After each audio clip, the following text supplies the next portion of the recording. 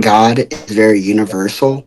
Like, there's like multiple ways you can view it and believe in it. Like, as long as you have like semi of a backbone and like have some comfort in something that makes you happy, then you can just stick with it. It doesn't have to be a big like name like being Muslim or being Christian or being Buddhist. It can just be some kind of entity that you look up to that gives you hopeful or like happiness, rather than just being so on the line and very strict. You know what I mean? It's super religious to the point where like it affects how your lifestyle is on a day-to-day basis and you base yourself on that. So I don't know. I just feel like people should be more open to being like free spirited when it comes to religion, like having an alternative look at it. I don't know.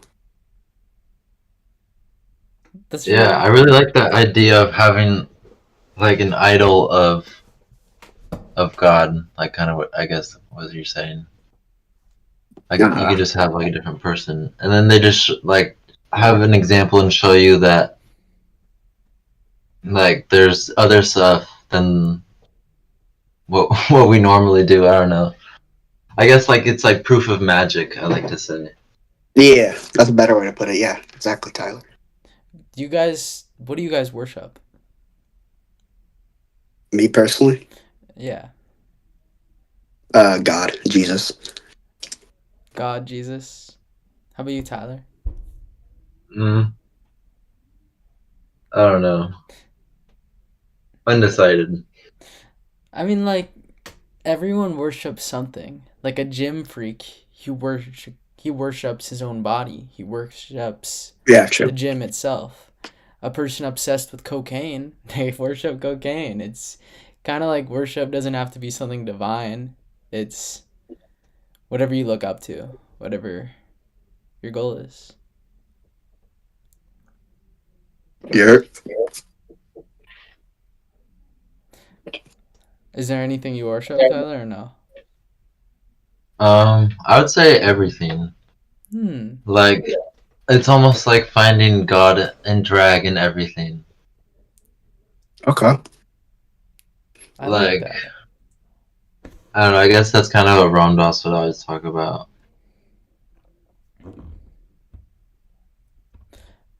Yeah. Interesting. Is there anything I like that you worship everything. Is there anything better to worship or worse to worship?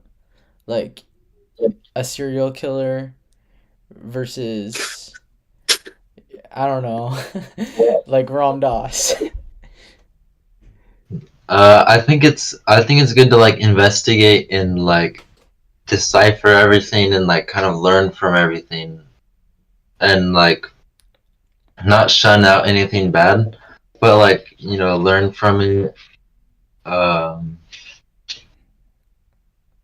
and realize that some stuff is low frequency and some stuff is high frequency and kind of like go to that more so.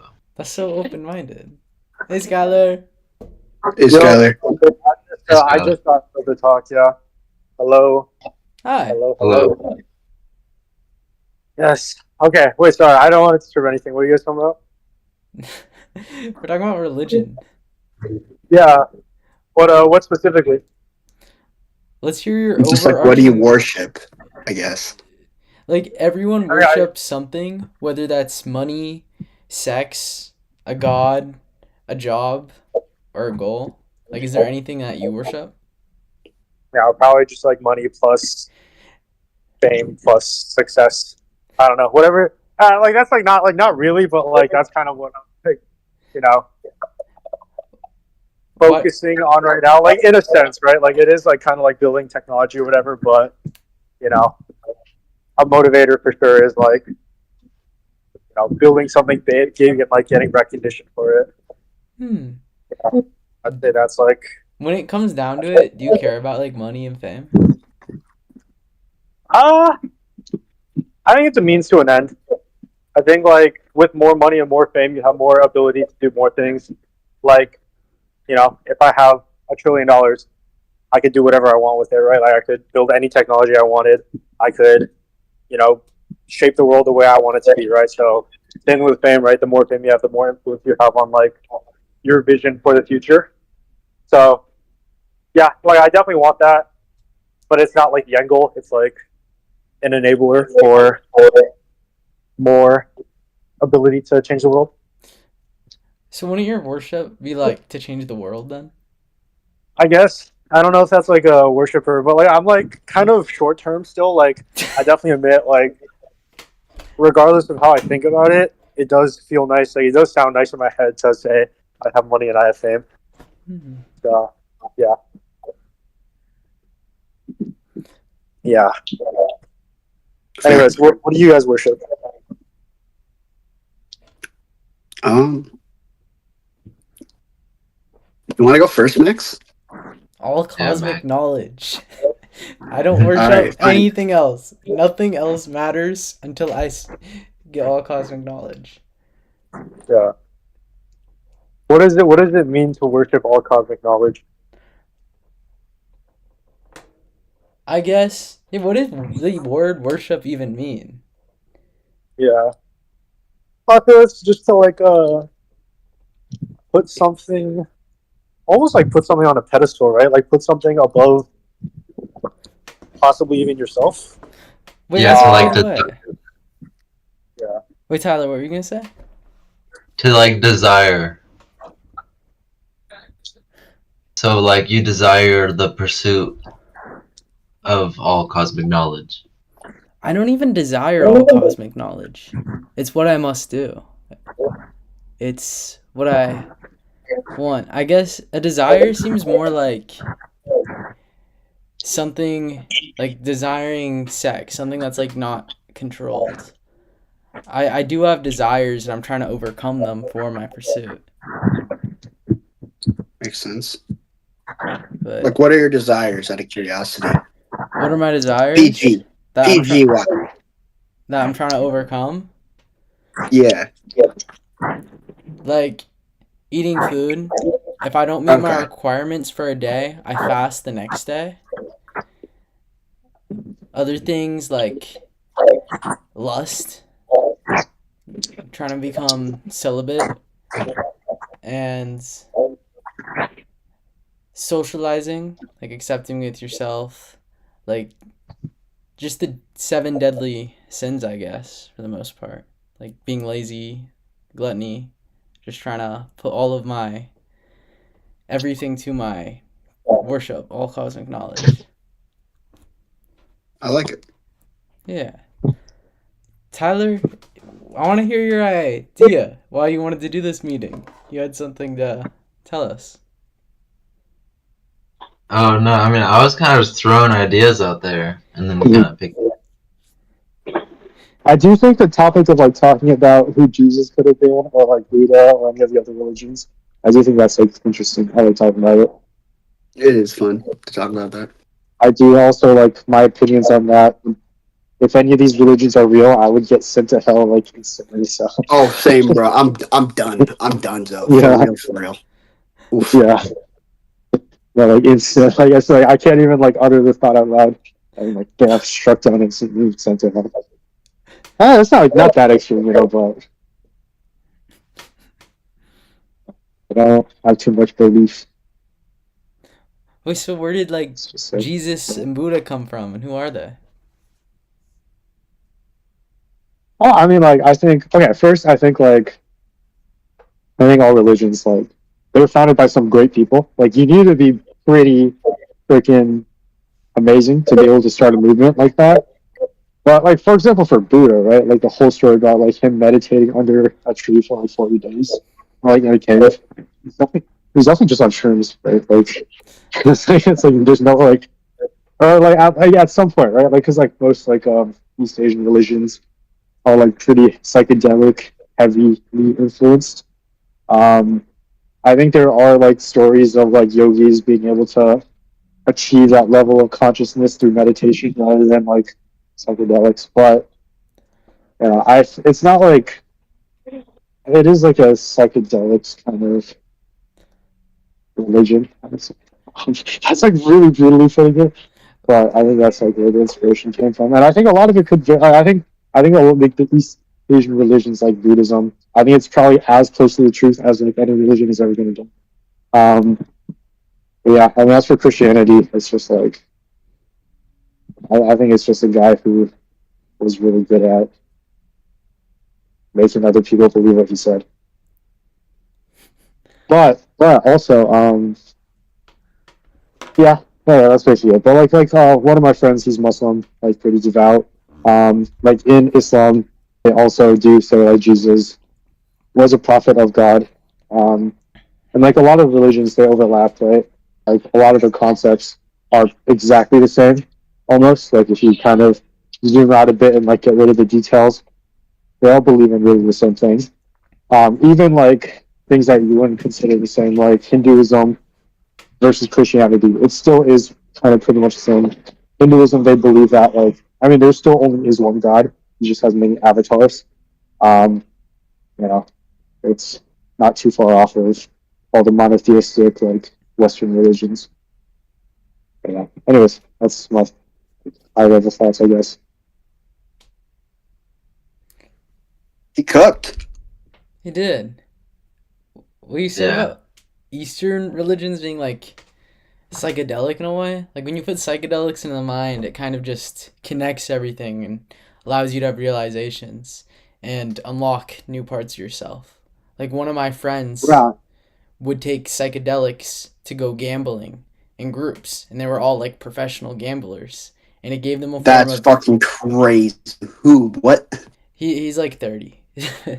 And Uh, he would have forms of advantages over other players or this professional gambling group because they felt as they had more intuition and understanding. I think everything done with psychedelics and all these mind spaces that you relate to Eastern religions are all possible through meditation and control of our own minds. Like you don't need a substance in itself.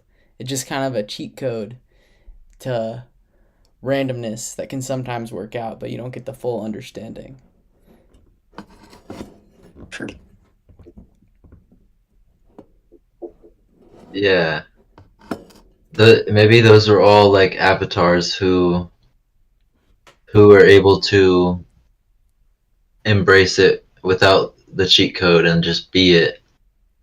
And then everyone talked about them, so they're just like a bunch of stories get passed along. So then we're like, oh my gosh, these are these people, but they were just normal people like us. And then yeah, they were just able to like perform magic, without the cheat code. Do you believe in prophets? I don't know. Good question. If do you think a prophet though is something like an anomaly, or do you think anyone could become a prophet?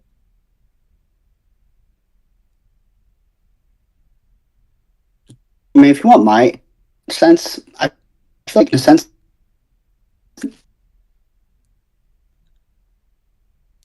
Oh, you cut out, you put in Ferris. time on a religion and like Oh wait, Ferris, you super cut out. exposed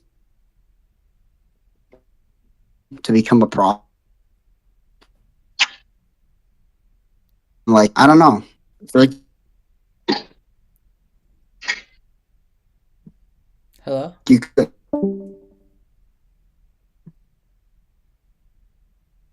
Wait, could you guys hear Ferris? No, he was cutting out and out for me as well. Yeah, I had no idea what he was saying. Yeah. Wait, so No, Skylar, how do you think well, I Jesus think gained power and influence? first of all, I think like yeah, I don't believe in prophets because I think to believe in prophets you have to believe in a God. Um, like yeah, I mean I think Jesus like got influential because well, I mean he did a lot of things right all at once. Like he said something that was crazy, which I don't know if you know like the like Rishi Bhagavad, right? Like it's like there's a title over it. you have to say something that's crazy and like divide the masses, because a lot of people will find you super crazy, and some people will find like what you're saying like to resonate with them. And if there's some people, the world is a really big world, right? There's a lot of people in the world. You just have a lot of really like devout followers. They'll spread your message pretty far. Um, so I think he did a lot of stuff correct. I think it's pretty crazy like how devout his disciples were. Yeah, because I did used to read a lot of stories in the Bible about that, and so I think I think he just did. I think he was great at making people believe in what he had to say. And I think it'd be so cool, by the way, if there was like a TV show or movie about like the concept. You guys can still hear me, by the way, right? Yeah. Yeah. Okay, yeah. Like I don't know if you guys have like heard of this anime called like The Great Pretender, but it's basically just like about like these people who like go around like scamming people, right? It's like kind of like a or like or maybe like Ocean's 8 or like 11 or something, right? But like if that was like that concept, but like applied onto like Jesus' life, like I'm not saying it's true. Like it'd be cool if like you could see how people would fake like the miracles that like Jesus performed or whatever. If that makes sense, like he brought someone back from the dead, right? Like you could like see the behind the scenes of that, or like how they like planned it meticulously to make sure everything would go right and people would believe, or like behind like like how him and his team planned out, turning water to wine, or dividing the fish and bread amongst like thousands of people, like all like they're planning and strategizing, and like it all culminates into like a big moment of like Jesus performing the miracle. I think that'd be like a pretty cool show slash movie. But like it'll never happen because like the amount of outrage over like the blasphemy would be crazy. I would watch Yeah. that. I would totally watch that. I think that'd be like a cool ass movie to watch. I was watching on the History Channel about like Jesus Christ, and he had a brother that was a prophet before him that was a slightly bigger prophet. And Really? once his brother James got killed, all of James' following just kind of went to Jesus, and Jesus became this idol from all of James's following. Yeah. He had a lot of siblings. And his mother being a virgin, it also talked about the Hebrew word. I don't remember what it was, but the Hebrew word for virgin is the same as like young woman. So they believe it could be a misinterpretation since he has siblings. Interesting. Yeah, I've never heard of him having siblings. That's really cool. Yeah, very interesting. Yeah, I was gonna say like on the topic of like people like Tyler, you were talking about how like people exaggerate the stories, right, of like, the past. Like if you think about how fake the news is now, like imagine how fake news must have been back then when you don't even have Yeah. like recordings or like any like proof. You get like that's why everyone thought there was like sea monsters at sea, right? Because like some pirate would see an octopus and say like the Kraken came out of the ocean and they can try to like swallow their entire ship, right? That's like you can like first you can easily exaggerate things because there's no like scientific whatever. Like even in your own mind, like you might have believed what you saw was true, but it was really just like the fear of the moment. But then like secondly, you could just like say whatever, and then like it's not like anyone can do anything to verify it. So I bet like a lot of the things were kind of just like heavily exaggerated. Um, like another part of the like the fake TV show about Jesus could be like like how they orchestrated the tales of him to go around. Like that'd be cool as well. Like, oh, I heard Jesus cured someone of leprosy, and then like you gotta strategically try to build that or something. Man, Jesus had so much power and influence. I wonder what his purpose behind all of his actions were when it really came down to it. Because people like I think Rishi's gonna try to be like a prophet in a Yeah, way. I think Rishi is gonna try to. But, Yeah, I don't know. I don't know what Jesus wanted. maybe he just really had a problem with like, I don't know. Maybe he just like had his own interpretation of the Bible and he wanted to like the Torah, I guess, because it was like Judaism back then. He wanted to like more people to believe in his interpretation of the world, and you kind of have to, sell yourself as someone who is wiser and greater than anyone who has ever existed for other people to believe in your interpretation of the world. So Do you think it was maybe, that egotistical? well, I don't think it's egotistical as it is like a necessity. I think he was like smart, like for example, like Rishi was saying the same thing, right? Like you kind of have to portray yourself as some greater than life being if you want other people to buy into your vision, or else like your vision is no better than their vision. So if you want people to believe in what you think is a good thing to believe in, you gotta portray yourself as larger than life.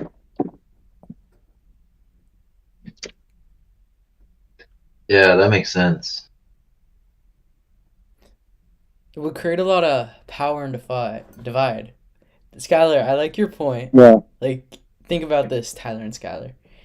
You were a yeah, child born in the 1800s to a family. You do not have a phone, and books are rare. Any yeah, idea in the community or that your parents speak of would be really hard to like question or find other evidence. It's almost like you would have to have faith in like ignorance. It would be such a default. Like if my parents told me anything, like books were pretty rare and I don't have a smartphone to Google yeah, anything. You'd be so limited. Like you could get so easily like brainwashed and create like cults like sea monsters. yeah, yeah, yeah. I mean, I do like. I think that is how like probably a lot of religions spread, right? Like that's why they were so devoted to the religions because that's all you know for your entire life. Like I do think a lot of life is just like nurture rather than nature. You're not born understanding science. You kind of get taught it. You're not born knowing that gravity's a thing. So it's like all you've known your entire life is that there's a God and he's gonna like smite you if you talk shit. You're gonna be pretty devoted to that. Like belief. Like it's gonna be like as if gravity exists. Yeah, for real. It would create like undenying fate. I made a Yeah. slideshow. Do you guys want to see? Oh Oh yeah, yeah. sure. Okay, cool.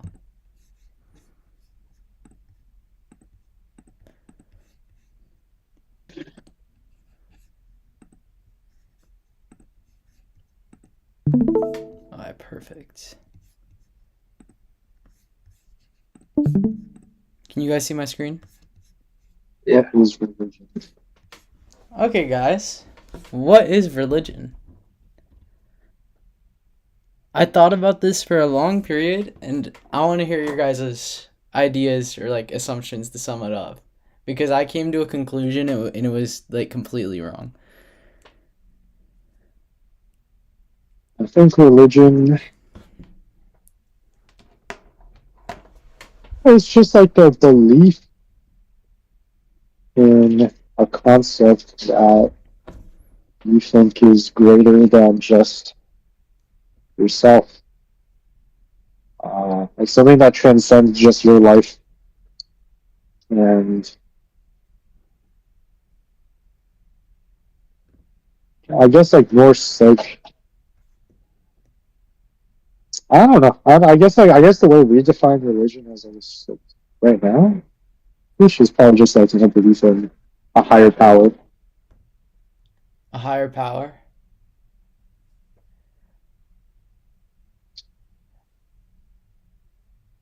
What Yeah. about you, Tyler?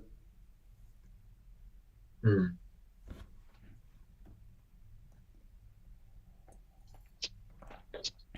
Maybe it's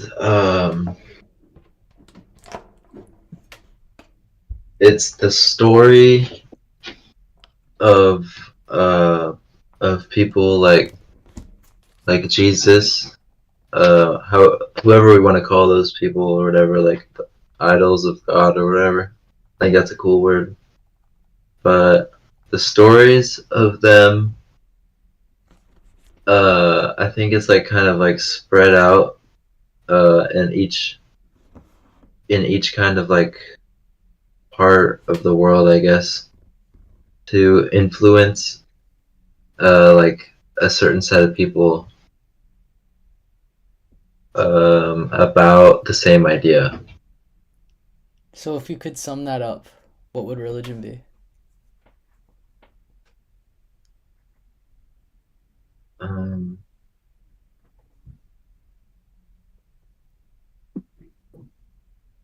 Let me think about it. It would be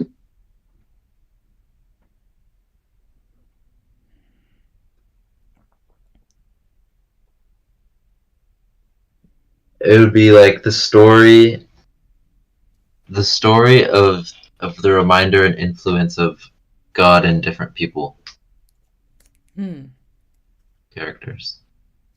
Yeah, both your definitions are pretty good, but like Buddhism, for example, doesn't really believe in like a higher power or God. It's more focused on enlightenment. So through my research, this was the best definition of religion I could find.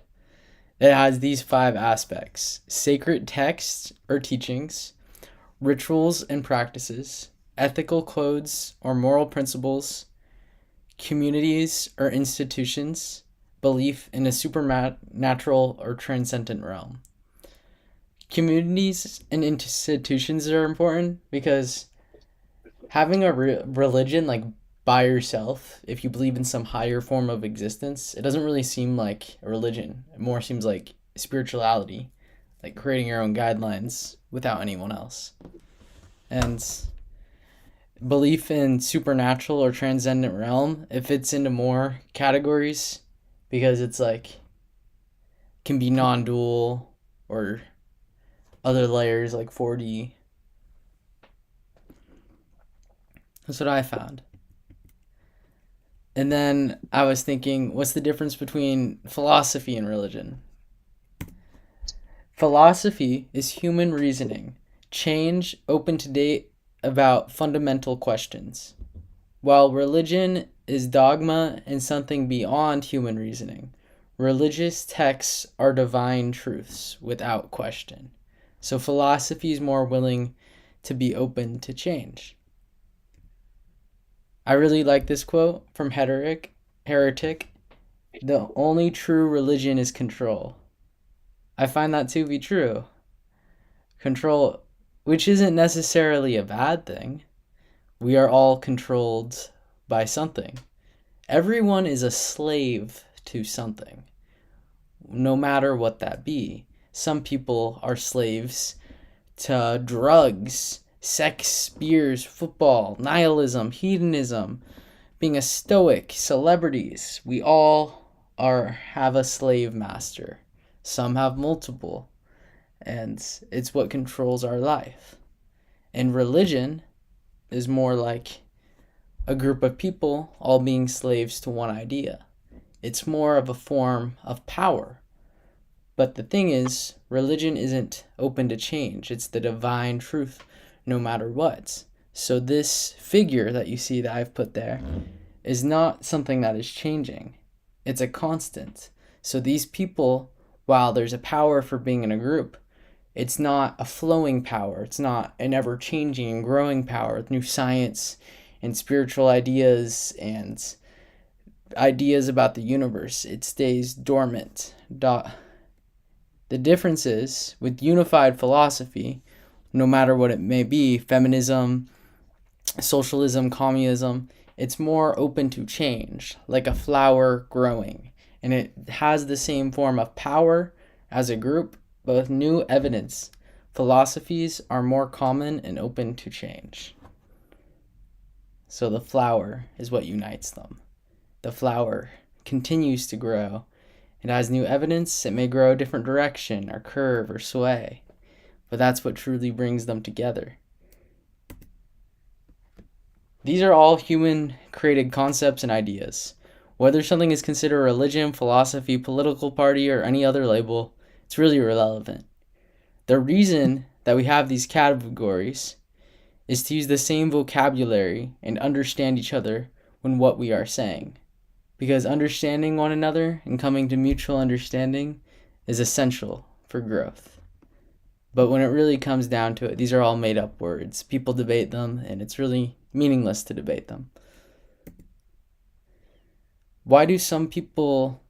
I was interested about this. Why some people leave religions from being in a Catholic household and becoming atheist, and why atheist people join religions.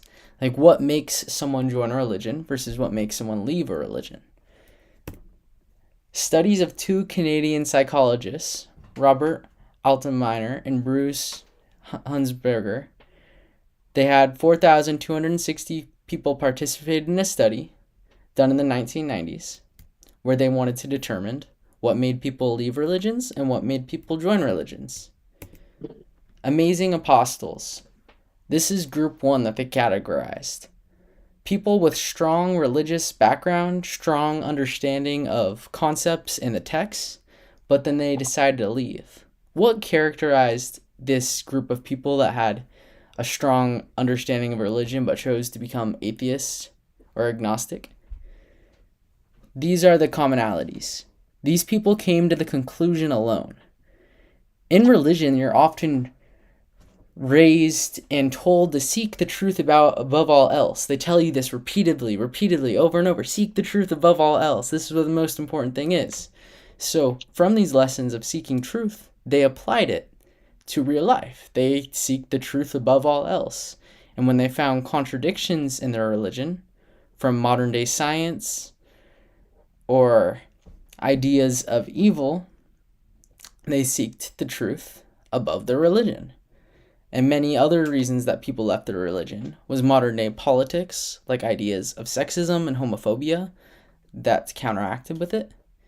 And one other thing was, the smarter the students were, the more likely they were willing to question, seek thought-provoking contradictions within their texts and within the philosophies of the religion, leading them to leave the religion. And these people generally cared for logic over emotion. And leaving the religion was often very difficult. It was like swimming against the current, leaving their friends and family behind. It's really interesting. But now, what turns atheists into amazing believers? This is what they categorized as group two. Group two. These people that grew up atheists, had no form of religious background, and became religious, they often came to this conclusion with the support of others, versus group one that came to the conclusion of leaving the religion alone. Amazing believers had other people influence them or support them with this idea commonly. And the reason that they joined was it provided emotional security, purpose, community, self-discipline, all these things they lacked. And commonly, these people that join religions are going through a hardship. And this religion, it wasn't the intellectual understanding and this amazing idea, it was the fruits of the religion that made them join, giving them a form of purpose and community and self-discipline and emotional security, all these things that their life lacked. It solved the problem. It wasn't about actual truth. And these people tend to care more about emotion than logic. These were the general commonalities between the two groups. This does not account for everyone, and this isn't a general stereotype. This is just what they found from their study. Thank you for your time. Oh, that's interesting. Thanks, guys. What do you think? Yeah, I like What that. did you? Were you ever religious, Max? When I was really little, my parents would take me to church and such, but I was never super religious. I never really cared. I've been kind of agnostic all my life, just open to everything and not seeking Why any. do you think you never? Why do you think you never cared about joining a specific religion? Oh, you glitched out. What'd you say? Oh, why do you think you never cared about any specific religion? I was very much raised in a way that my parents, it's like the standard Western belief, like kind of hedonistic, like seek happiness above all else. And my parents really raised that. Like in school, they never really cared if I did well. They just wanted me to be happy. So, I having all of these external influences, I it just led me not to care and just kind of think life was meaningless and just seek happiness, which eventually I see. that changed. I see. I see. What'd you say? I was just, that makes sense. What about you, Tyler? Yeah, I relate to that. Where it was about like happiness, and I feel like once you grow older, you see how other people had like a different um maybe that's like the other like we were talking about like the desire thing. So it's like we all were instilled with a different desire, and like this to see how different people play out. Like maybe like once you're trying to just be happy all the time, you get like burnt out from it, and then like that's why maybe Max you seek the cosmic truth so much because yeah, because you burnt out and you realized it wasn't about that. That's a good point. I think I was a lot more likely to burnt out.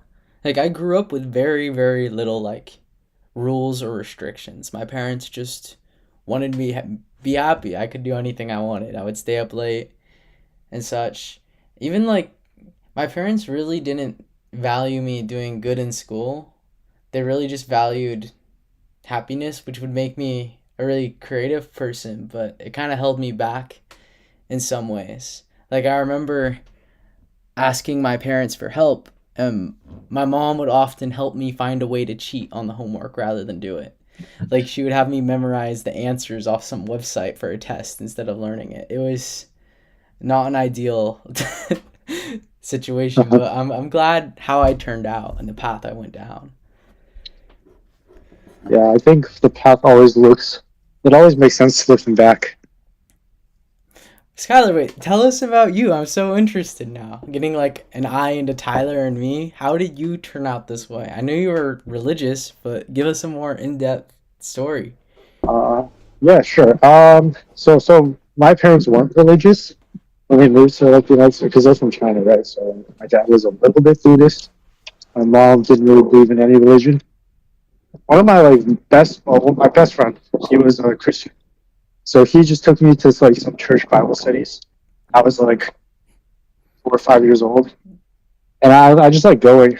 And you're a kid and you're impressionable. And I was like, no, this makes a lot of sense. I want to be Christian. So I was Christian for like a while. I wasn't like insanely devout, but I would like, how like the little kids on Instagram, they're all like, Jesus is king, like in the comments, like for no reason, like on a completely unrelated like post. Like, I would do that sometimes, Um, I would go on like I went to this like quote missionary trip. It wasn't like a really hardcore one. We just like went to this like a Native American reservation, and I taught some of the kids there like about Jesus.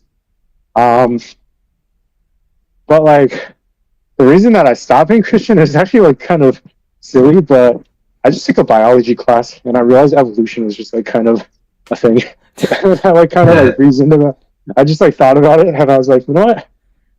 I don't believe in this anymore. Like it was kind of like the first time I just like took a step back after like over 10 years, and I was like, like this doesn't seem that believable if you just like really think about it. Because I mean that's the whole thing about religion, right? It's like it's all about faith.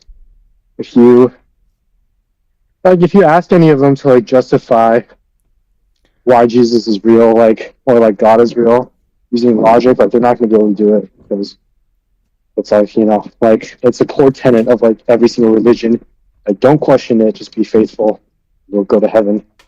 Um, So, but it was fun though. It was fun. Like I think being at church, like there's a lot of great events. It's a great community. Like a lot of good friends. Um, I might even like take my kids to like.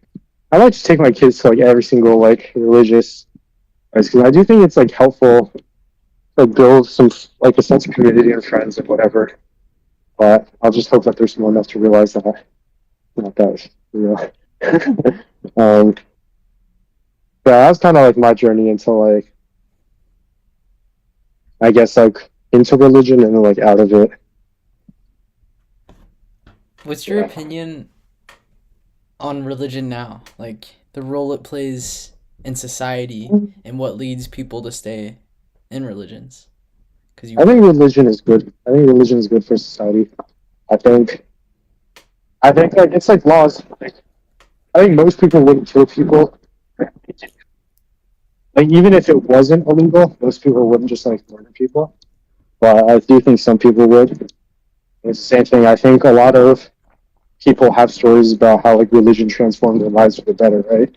They're like not on the streets like shooting at people anymore. They're like doing something positive with their life, whether it be like spreading the word of God or whatever. Like they're doing something with their life.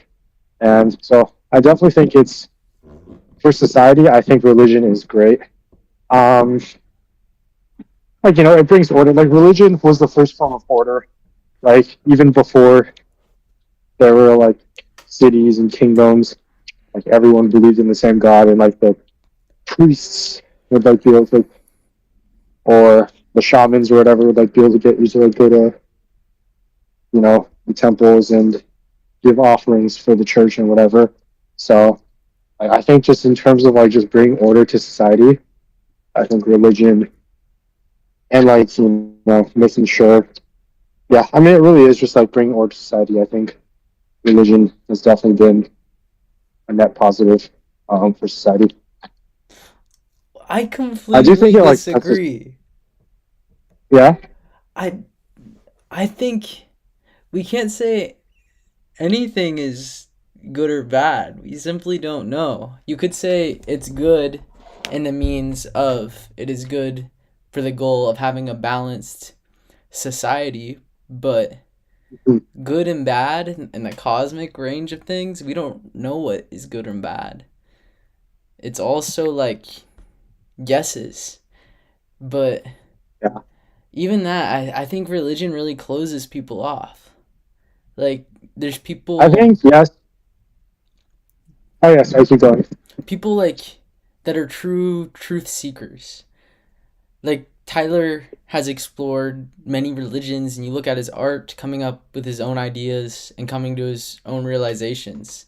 It seems so much more impactful and truthful rather than like directly listening to one document as a divine truth and nothing else. It seems like it closes people off. Yeah. Well, so my thoughts are on the cosmic scale. Like truly, none of us matter. But maybe humanity matters, and I think religion has done a good job keeping us from killing each other. So it's definitely caused a lot of people to kill each other on large scales over like the Crusades or whatever. But on like a more society, like I think it brought order to society, and I think it did like a good job just keeping keeping order, and I think that's a net benefit for society. Wait, you don't think we Uh, matter? Like on a cosmic scale? mm, there might be there's either zero humans who like ever have mattered, or there are like maybe let me like who do you want to let's do like actually like let's just like think about like who we think has mattered on a cosmic scale. Yeah, I think like let's see like maybe Jesus, maybe Muhammad, um, maybe like Siddhartha Gautama. This is like maybe someone like Isaac Newton, but probably not. Probably not Einstein. Like maybe Julius Caesar, but also probably not. Like maybe Aristotle. Like realistically, it's like maybe just like 2 or 3 people that have ever mattered on a cosmic scale. So the probability of like any individual person mattering is not that high. Tyler, what's your opinion On the last part, on what matters? Who matters? I don't know. I was kind of thinking of like a ballpark number. I was thinking about like, oh, maybe like 10,000 people. But then, but that's so funny to think about. Like, yeah, Maybe there's Genghis Khan, by the way. 10,000. Genghis Khan, maybe. Yeah, Tyler, we have. Tyler, every person matters. Every rock matters. Everything matters. It's Yeah, everything matters, but I don't think everything matters like consequentially. Like, like I don't know. If you, I guess because it's all like a sequence of events. But I don't. I guess, but that's probably like some like topic of discussion among like physicists and mathematicians and theorists and whatever. Like, if you did remove a single pebble, or like if you removed a single grain of sand from like the Sahara Desert, how different would the universe be a million years from now? Like, who knows? Maybe it's like significantly different, there but would maybe be it's not that big of a difference. a difference. I don't know how significant and what time frame also would affect that. Yeah. Like just you, Skylar, your actions in this life matter tremendously, so much. The actions you take in this life, they're not meaningless, they're not objective. Every person, the actions that you individually choose causes a course of events to happen after you. The only thing that is left after our deaths is the impact we leave behind. That impact is so significant. The lack of choice is choice in itself. If I choose to eat chips on a couch and masturbate and play video games instead of going out into the world and trying to do something to make a difference, both of those are a choice, and both of those choices lead to a different sequence of events, and both of the choices matter, and they cause a change for the future. Prove it though. Prove it? Yeah. I'm not disagreeing with you, by the way. I think that's absolutely the correct mindset, but Okay. how would you convince everyone else? So, prove it. Because I don't think I could prove it. If I spent the next year dedicating myself to becoming an assassin and murdering the president, it would change the course of events. But there's no way to like physically prove like the single decision what would happen if I did that versus that. But we can prove it by our actions in this life. Like going out and doing something causes other things to happen.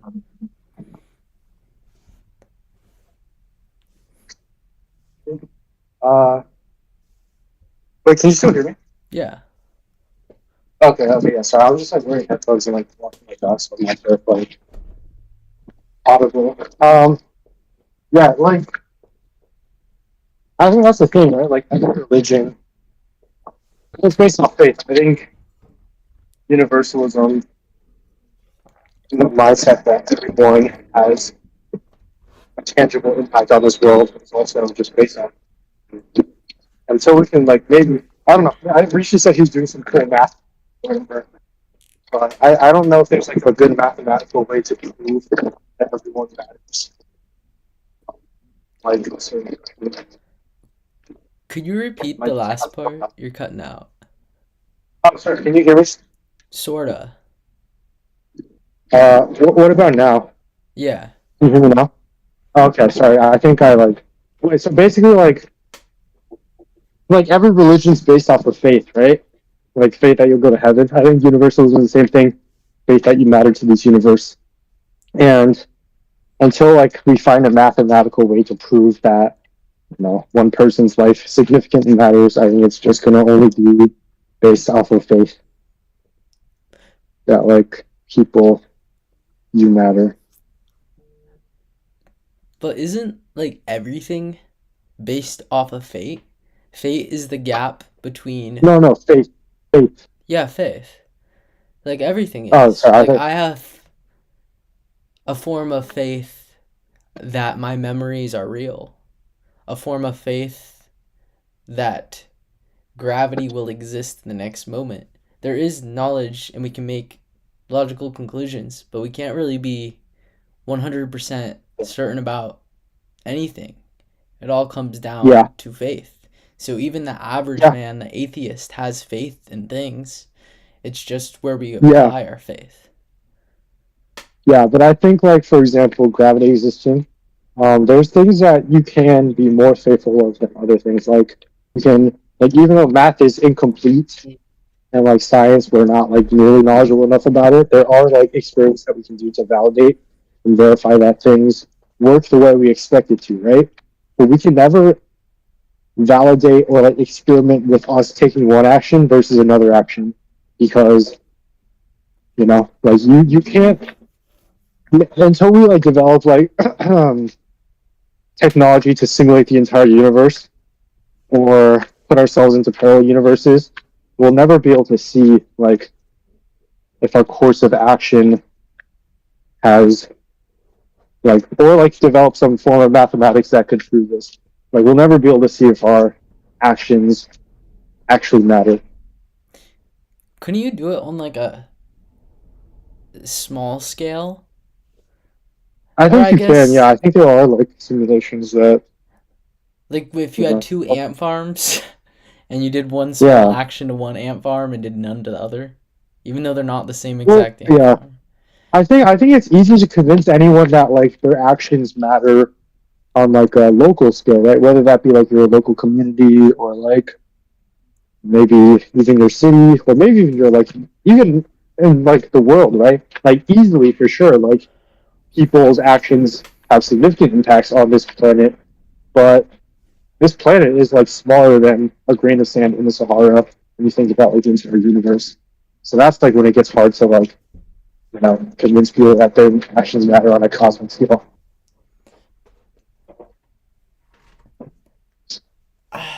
The actions matter. It always.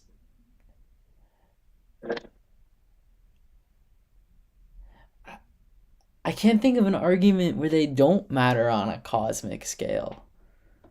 I guess, like, we just simply don't know.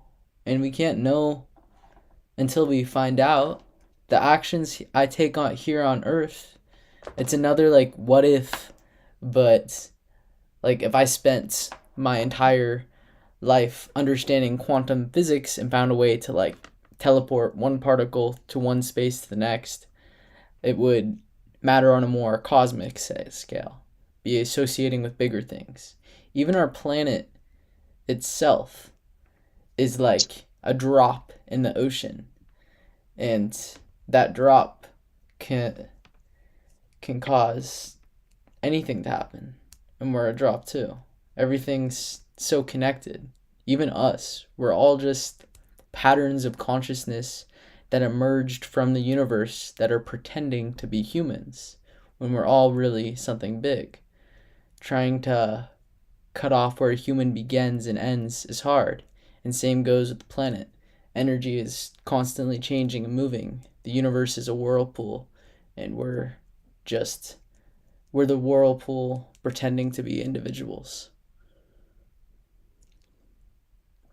How would you convince someone else to believe that? So that we're the whirlpool itself, or that our actions matter on a cosmic scale? Yeah, I think like because like the easiest form of action is like inaction, right? Like if the answer is just like we'll never be sure if you matter or not, like people aren't gonna be like, okay, I guess the way we figured, like I guess I'll just have to discover all cosmic knowledge to figure that out. But like it will just be like, okay, then I guess maybe other things will anything. I'm not sure. Oh, Like if I wasn't Go I on. don't know. Like, I just say, like, I think, yeah, I think at the end of the day, it's like it's all about convincing people to believe in the same things that you do. That requires someone like Jesus or Buddha or Muhammad or like all the people that you have to have faith, or else there will be severe consequences. Is what they usually do. They'll go to hell. But, yeah. There may be severe consequences if we don't get all cosmic knowledge. It's uncertainty. I mean, there might be severe consequences if we get it, but we don't really know until we do. That's the only way to find out. And convincing people through psychedelics. I don't know if you've experienced, but being in a non-dual state, feeling like you are everything and at one, or you can Yeah. feel it like when you're dreaming, where the lines between you and everything dissolve. You also can Yeah. reach this in meditation through the mind and understanding of who you really are. And that philosophical realization is the keystone to universalism and to get people to believe. Rishi has a really, really good explanation of non dualism using science and his own personal experience. It's all intertwined so perfectly in his book that he's been writing. You should definitely read Oh, it. nice. Okay, yeah. Is it available? Yeah, if you text him on WhatsApp, he'll send it to you, but it's like Okay. 130 pages. But Oh wow, so he's been busy. yeah, you can also just read like excerpts from it. They'll do either way. That makes sense. Yeah. No, yeah, I'm excited to catch up with and meet up with you in SSW. Really. Yeah, dude. Tyler, he's not sure if he can go. I want him to make it. Yeah. I gotta see if I can get work off, but I mean, I probably can. I don't know how long the drive would be. I think it'd be maybe like 5 or 6 hours. Like, what part of San Francisco is it? Palo Alto near Stanford. Is that like north or south?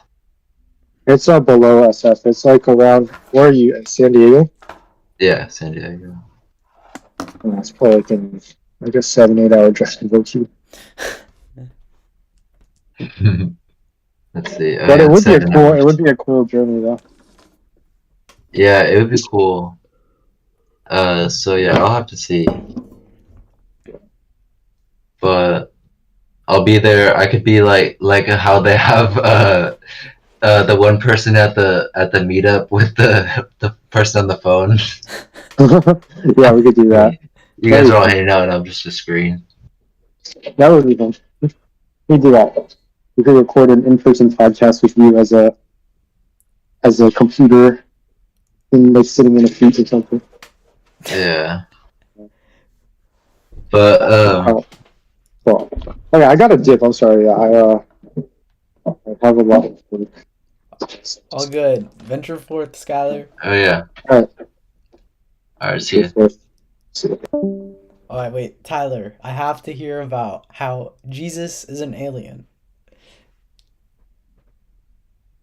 Oh. Okay, start from the beginning. I want to hear like everything. I'm curious. Okay.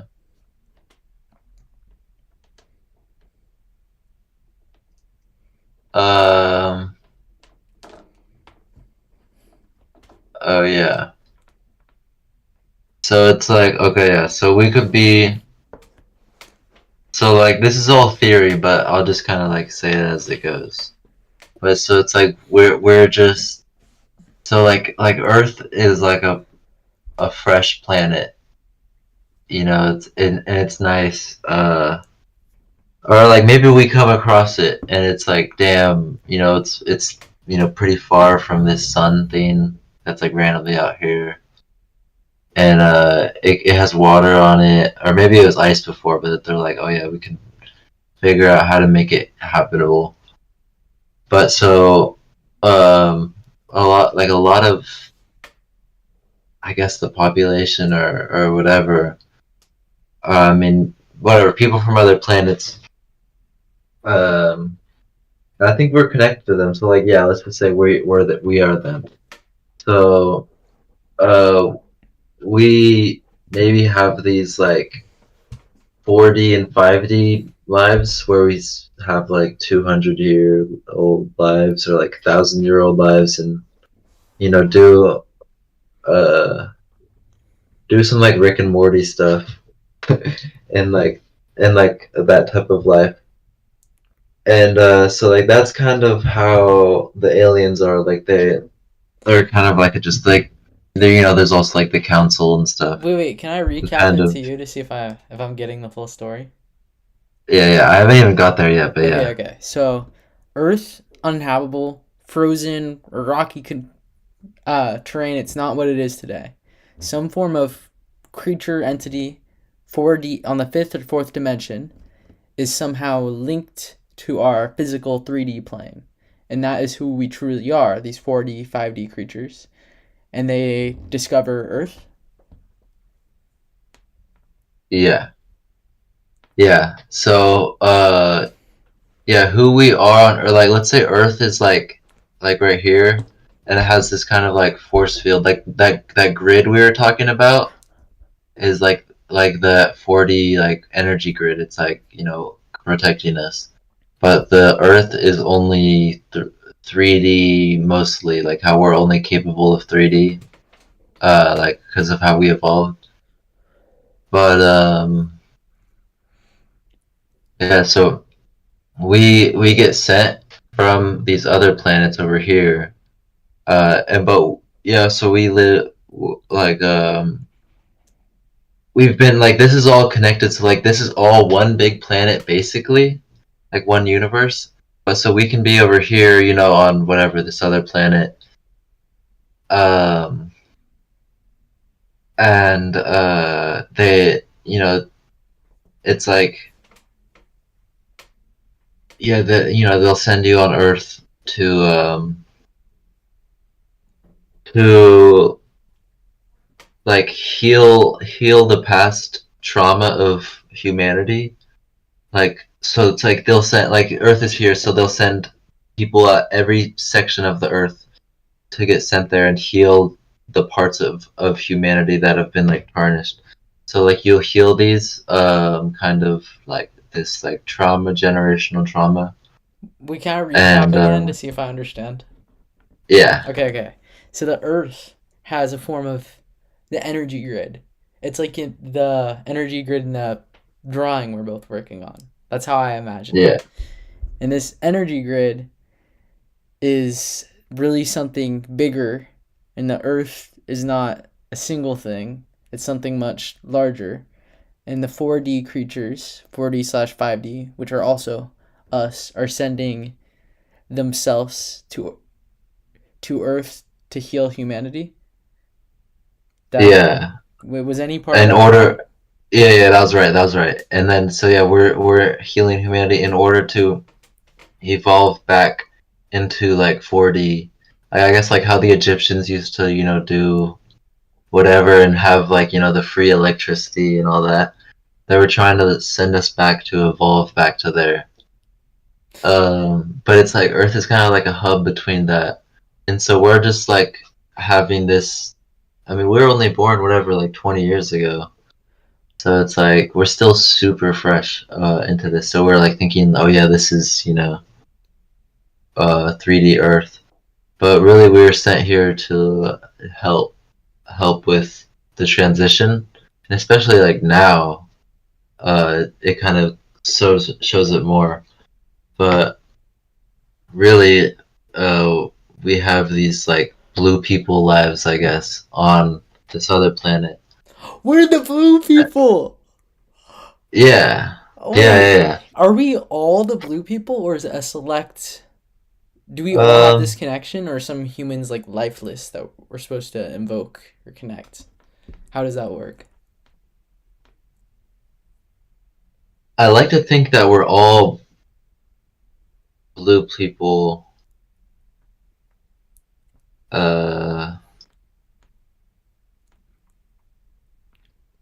but maybe not because so like yeah, let's say at the beginning there was 350,000 blue people that were sent here, and then the humans were made too. So the humans keep evolving and stuff, and keep having babies and stuff. So it's like maybe the people with that blue people energy consciousness are like the kids we keep having are we're like multiplying that on Earth, uh, or those are like gray blank 3D humans that inhabit Earth, and the certain select maybe like 10,000 right now on Earth were sent like star seeds onto the like they were sent to remind these gray like 3D people.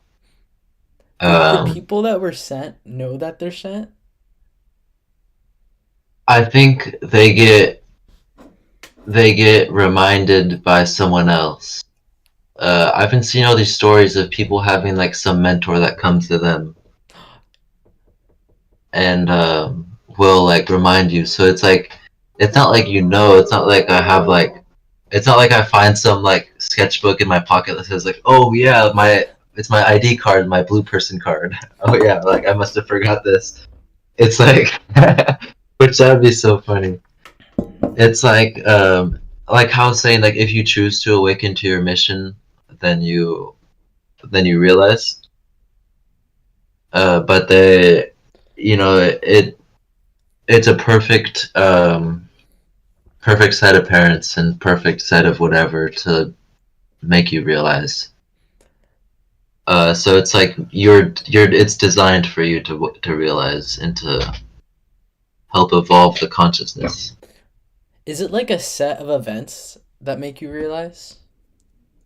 Yeah, and I think looking back on mine, it's like way too perfect. Like there's no other like thing I should be doing or like should have done. So it's almost like way too orchestrated. Uh, Tell me more. for it not to be.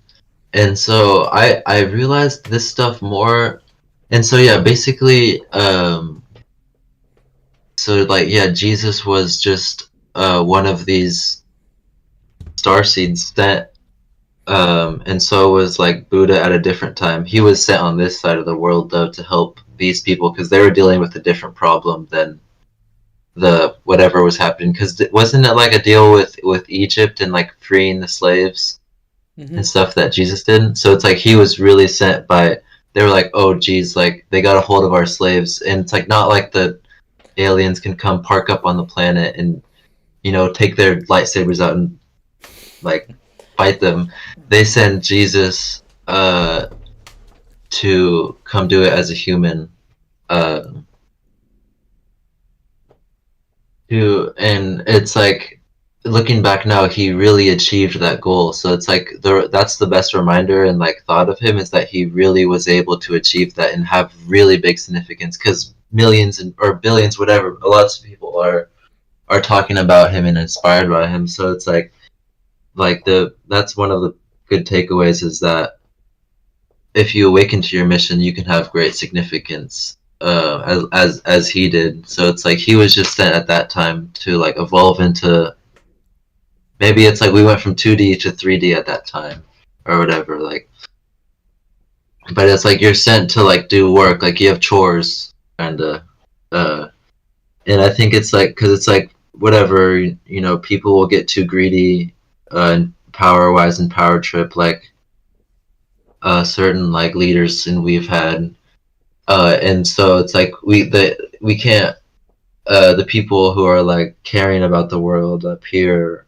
like aliens or whatever they can't just be like oh stop it they've got to send people to kind of change the system around um but yeah so when I realized all this stuff what I was going to tell you about is so I didn't know anything about like the kind of blue people thing, and so that experience when I like, went to the meditated and went to the what do you call it? Like the I don't know, like the pyramid or heaven gate where they were. That was kind of in May or the summer, like June-ish or something. And then like literally 2 months later, 1 month later, I start working at the job, the restaurant last year, and I meet this, and the first day too. I started. I meet this girl. She's like 30 years old and like this spiritual person that's like she's into art and stuff like that. And yeah, she was there the first day, and it was like it's like almost like you can tell there's something different about them. It's like kind of meant to be and whatever. It's kind of like it's almost like you can see I don't know something like how people like kind of see their guru and they're like can kind of tell. But I remember like months. I don't know when this was, but like yeah, months later probably. There was one time where we were out like cleaning tables or whatever, and she came up. She came up to like to literally just to me. I was like thinking about something and like totally read my mind about. She was like, "Oh, so this is what's disrupting you," and I was just like, "What the fuck?" Like it was kind of like that moment of like magic, I guess, like showing you that. So then, and then one day I walked in and she was telling me she was like, yeah, you know, you're a star seed. Like it was like crazy. Like we were cleaning tables or whatever, and she just like looked and was like, oh yeah, you're a star seed. You're sent here to. She was kind of telling me this. You were sent here to help heal, whatever. And I think her interpretation maybe is different, but she was like, "Yeah, you're totally a star seed sent here." And she was like, "I am too," whatever. And then it was a different day that she's like, I literally just walked in. And she was like, "Oh, you're this certain type. It's like Pleiadian or something." She's like, "Oh, you're Pleiadian. You just like everything about you is like it's not like oh like you look like you look crazy today or whatever. It's like you are this like it's almost like if someone walked up to you like someone stranger and was like, oh, your name is Max, you'd be like, you know, it's just something that's true and they just told you. Wait, what's Pleiadian So mean? it's like it's like a part of I understand it as like one of the planets. Like so you're a person that's from there sent here. When she So you're a told star you seed from there. you were Palladium, did it just feel like someone was telling you your name? Yeah, it was totally like a moment like that of if someone was to come up and tell you your name.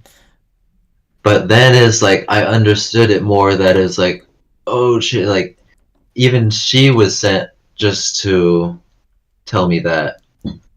And then I understood like about how like the blue people and like the where I meditated to were showing me the statue with all the gods like stacked up on each other. That they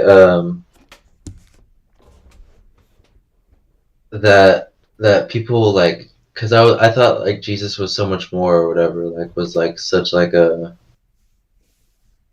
you know whatever, but he was just one of those people sent, and it helped me understand like star seeds and idols um, better.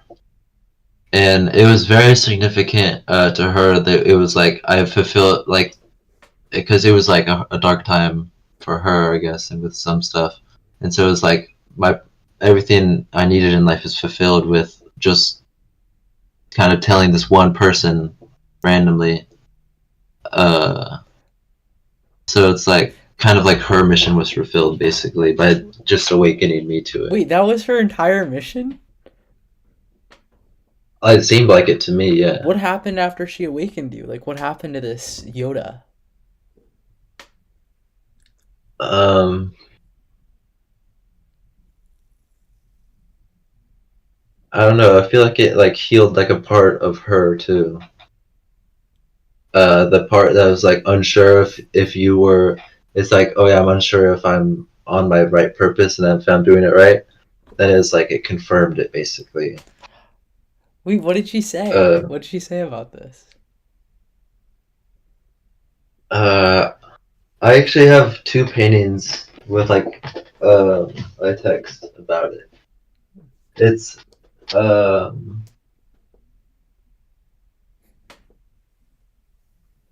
hold on, let me grab it real quick.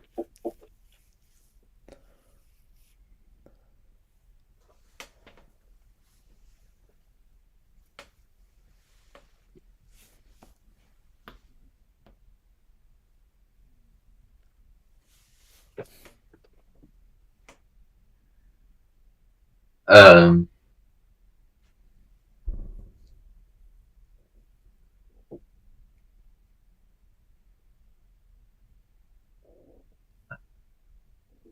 um, I don't know. This one part says, "I'm just really grateful that parts of you were watered and nurtured.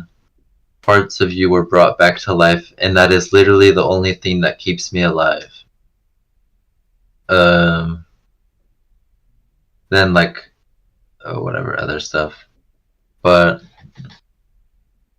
yeah, it was crazy, and so like that's when I like learned about that whole concept of like people of like what humanity like really is, at least to me, like um that that maybe like our minds or consciousness or whatever doesn't come from the dirt, whatever, it comes from something greater.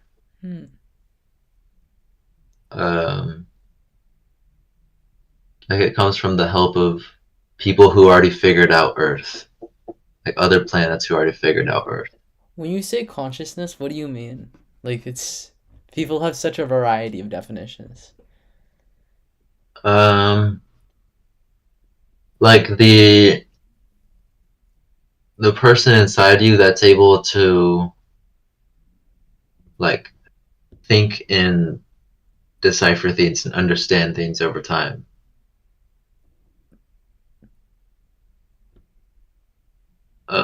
That makes It's like sense. your spark, kind of like, or like your fire, or it's like the flame or whatever. So it's like your body is asleep and there's no flame, and then your eyes wake up, boom, and it goes bam, it sparks up a flame. So you're like your flame's back. So like that flame is like your consciousness that um I guess that inhabits the body. I don't know. Wait, Tyler, I have to know. So your dreams, the part of yourself that your physical body is forgotten, is shaman, healer, medicine man, and this lady sparked you in a purpose. What does this all mean?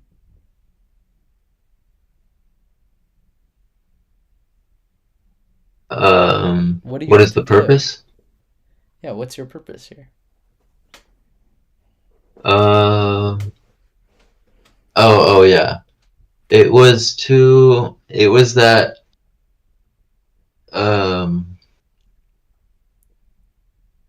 it was kind of like a alarm clock wake up call that you don't have to go through the emotions of life just because maybe it's not going your way. Like you have like power or light inside you that you could use, and that you can kind of choose your path too. Because one of the best things she told me was that like as long as I have enough money to like pay my rent or whatever, I don't give a fuck about work or whatever. Uh, everything just is about, you know, um, like I guess like feeling peaceful, like trying to just attain peace and stuff like that, and like protecting your like consciousness, I guess, like even like at work and everything. Hmm.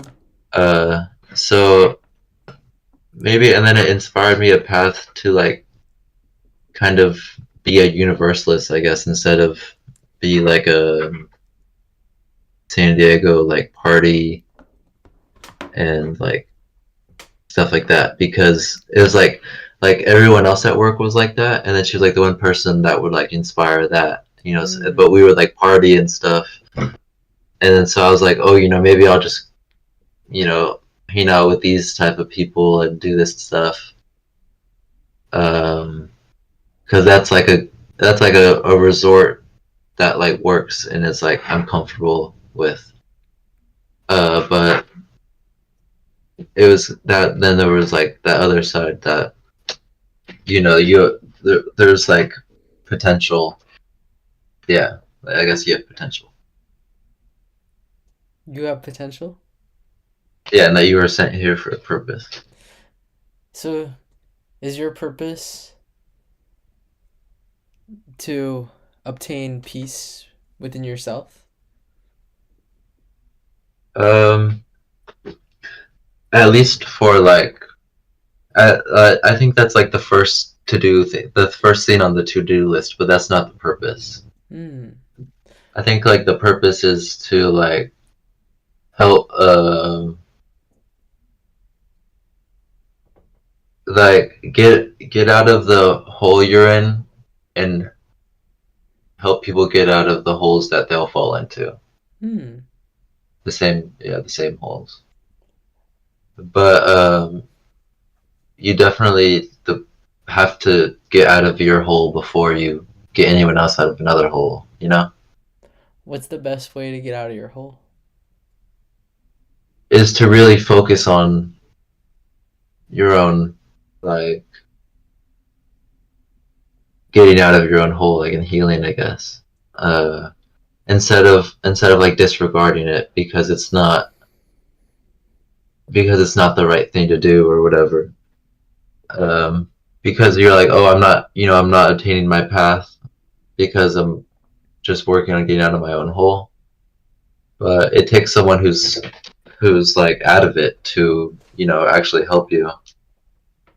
So I think it's not being selfish, but it's, you know, remembering your own, like,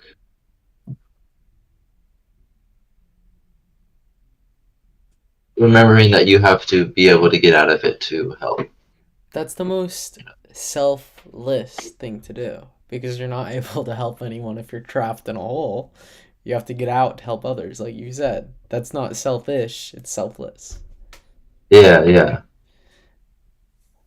For myself, whenever I feel down, depressed, unmotivated, what I've really learned is every time this emotion, this downfall, this I cannot get out of my bed, it's never a bad thing. It's the universe trying to tell me to learn about something. So once I started treating all those situations with such submerged open mindedness, and like, what is the universe trying to tell me about motivation? Or why do I feel this way? And diving so deep into that emotion and meditating with that emotion, it's not like climbing out of the hole. I like to see it as the hole understanding itself and becoming apart, becoming flat, kind of. Like the hole is misunderstanding. Mm. Yeah, I see what you mean. Like healing, like you said, it's the same thing. Yeah. Wait, so tell me more about being a shaman, healer, and medicine man. I know very little, and I want to be enlightened by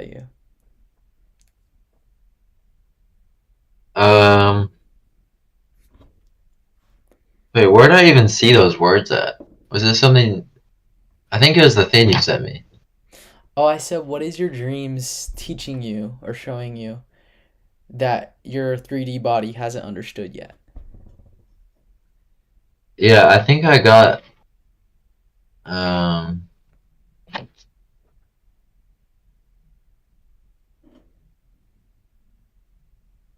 hmm.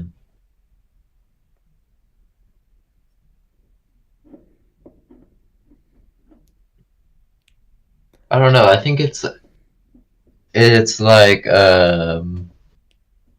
it's all in order to like to safely kill like your ego, I guess, or like the the thought that you were gonna live forever or something. Um, in order to help people, because like earlier I was gonna say that maybe the purpose is about um like supporting each other in the harsh realization that we aren't like who we thought we were, I guess, or that we have like the harsh realization that we have to die. Um, But Tyler, yeah, I don't know. so the universe is a whirlpool, and in this whirlpool, consciousness emerges. And this consciousness, whether it comes from something divine like the light, it's still within the universe. Everything's within the universe. There's nothing can be outside of the universe. It's all layers of reality, all alternate dimensions, all space, all matter, all the unknown and the known is in the universe. So somehow these consciousnesses emerge and they start pretending to be characters. They start pretending to be egos like you and I when the universe is in a constant state and whirlpool. And the realization that you are not a single pattern of consciousness, but you're the whirlpool itself. You're all of the consciousnesses that are appearing. And when the ego of Tyler shall perish, that character, you do not die because you are not the ego of Tyler. You are something much bigger. You're the universe as a whole. You're all forms of consciousness. You're me, you're Rishi, you're everyone. It's all just a whirlpool. And people get so caught up in society pretending to be this actor, this character. But the character isn't who they really are. We're all something much bigger. The idea of death is death of a part of the universe. And that part of the universe doesn't really die, it just changes. It goes back into the whirlpool. The energy doesn't disappear. It keeps spinning the whirlpool of who you are.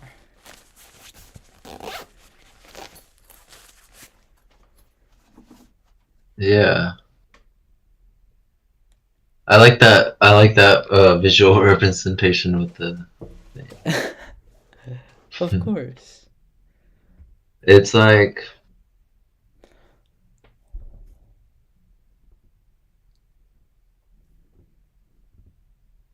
yeah, it's like I don't know. I'm not able to put it into words.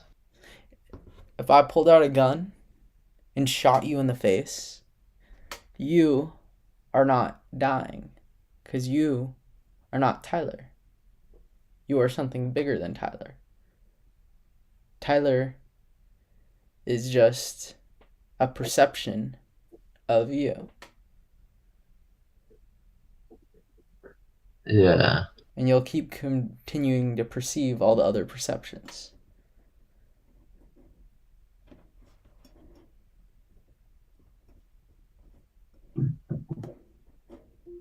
Good night. Here is your sleep music routine. That's funny. That's interesting. It really is what it all is about. Yeah, but I don't see why death is scary, man. Like, because that's not who I am. I am inevitable to die unless I complete my goal of all cosmic. Or the ego of Max is inevitable to die. I will continue to live. Possibly. Maybe the universe itself, who I am, might die at one point. But being this,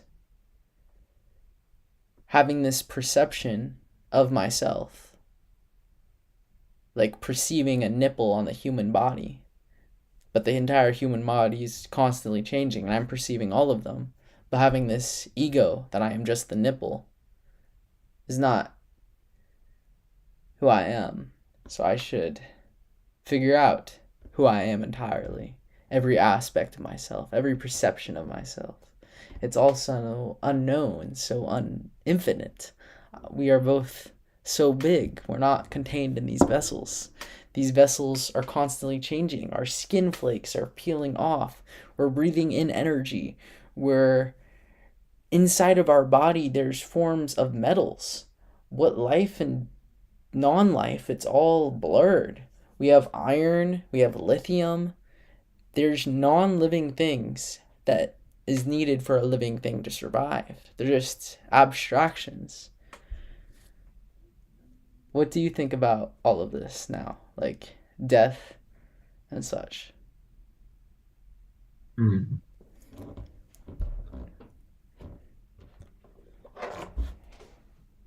Yeah, I think the real death is realizing all of that.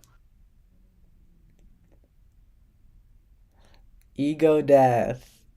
And like realizing it's true, yeah. So it's like people are supposed to do that at a young age or whatever, and really go through it and get do it, and then like help other people down. Like it's like you carry them down as they're falling. So it's like you're like someone that's like a ghost, and then so you like help them fall down into ghostness. For real. Wait, so what's ego death is such a like spectrum of where someone's at or how much they understand. Like I had my own through psychedelics, but Rishi really guided me and taught me, and I read some books. But where are you in ego death? It's funny. I wrote it on my desk. I don't know if you know. I just like have my drawings on my whole desk, but it says like the second round of ego death. Really? Wait, when did you read that? Uh, I don't know, like a couple weeks ago, probably like in the last month. Wait, tell But me. I'd say it's like the second round. Like it happened, and then I like started to like be a human again, and then like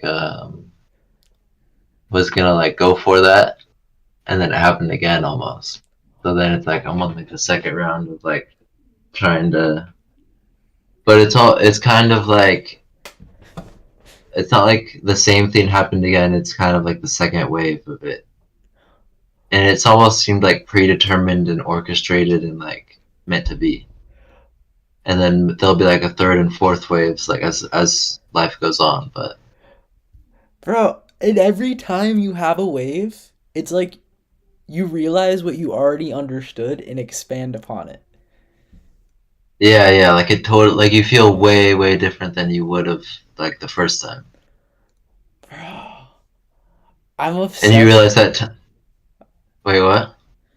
What's it called? I just love non-dualism. I do a ton of research and I think about it a lot. And Rishi was in the desert for 40 days. Like he has a lot of scientific understanding. He's a really good person to talk to. And same with the I mean all three of us have some form of understanding of ego death. They all like help each other and they all guide each other. Yeah, like different things killed us. Wait, what was your first realization of ego death?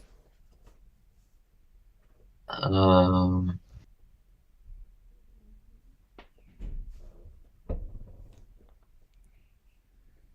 uh, I don't know. I think it must have been psychedelic. Because I don't think it would have gotten there without that.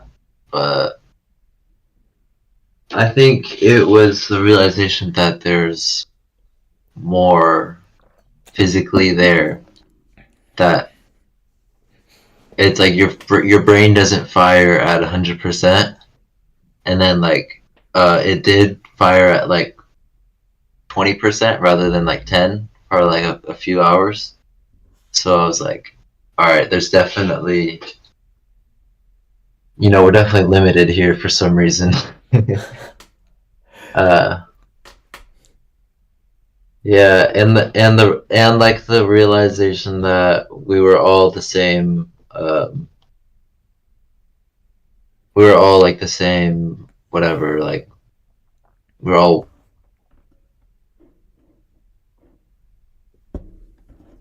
I don't know. It's almost like we're all having. It's like our first time living. Like that thing.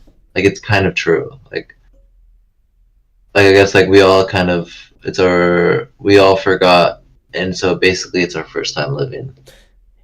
So I guess it was the realization of that.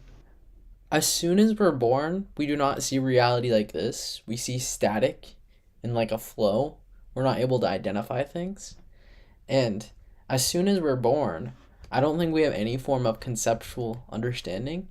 It's society itself is having all these characters. They're in a play, they're in an act, and they wheel us into the act because we know nothing else. If society was fundamentally different, like if you were born with a Buddhist monk community, you and I would never have as big of ego death realizations. It would be Mm-hmm. like you would be raised that way. Like you'd have no idea the game of Western capitalism. Yeah, you would have no idea about the ego game in general.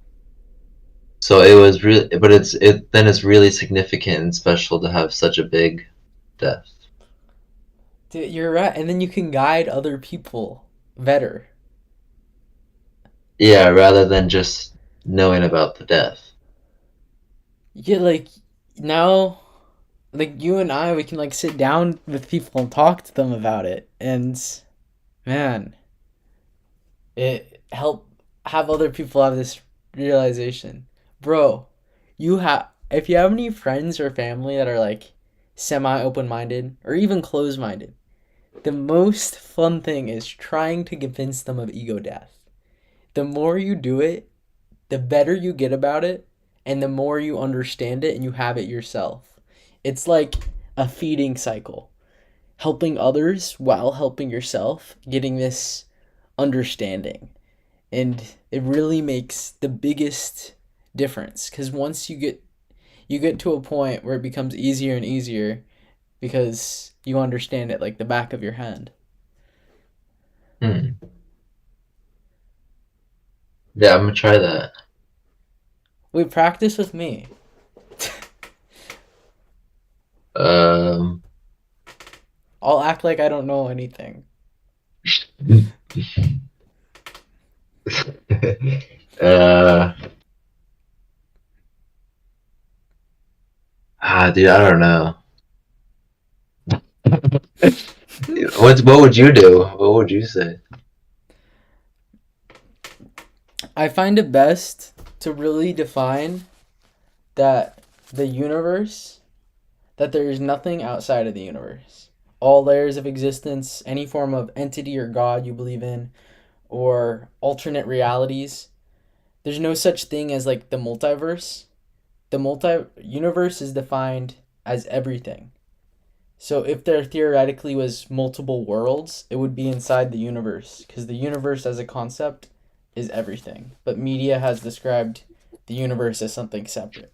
So once you get that idea drilled in someone, they can realize that everything is within the universe and there is nothing outside the universe. Does that part make sense? Yeah. Once you do that and they're on the same page as you, that everything is within the universe, it's good to have them say it. Like you ask them a question or phrase it in a way so they say it and they feel it. Always having them come to the small realizations instead of you saying it makes the biggest difference. And then after you described everything's in the universe, it's good to have something emerge or like I have nothing small. Here's a crystal. It's better to have something smaller but you place something on the universe and you ask if it came into the universe or emerged out of it. This is consciousness. It's like awareness. This is you. Did it emerge from the universe or come from somewhere else? I'd say emerged. Yeah, it's emerged. Like when I talked to you and Jonathan and did this with the paper, everything Yeah. emerges from the universe because there's nothing outside of it. So having them say that, and then you can show other things and other people emerging from the universe. Like there's multiple consciousnesses all from this one large entity that is observing itself. Each one of these awarenesses thinks it's its own thing, but it's really in this form of change that's moving. And it has these beliefs that it's its own thing, but it's really the universe observing itself. And it's not the universe observing part of the universe, it's the entire universe. It can be confusing, and everyone is their own puzzle. You should really read Rishi's non-dualism explanation in his book. Like, I highly recommend it. What chapter is that in? Shit. I'm not sure, but let me see.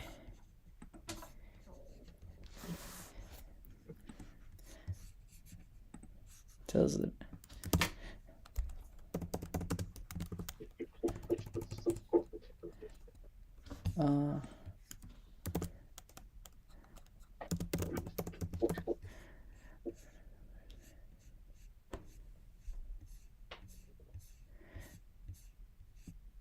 I can copy and paste it to you, or do you want the chapter?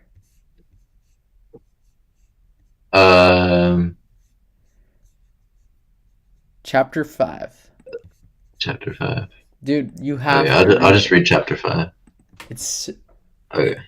it makes man, bro. He had ego death when he was in like 7th grade, or 5th grade or something. He was a child.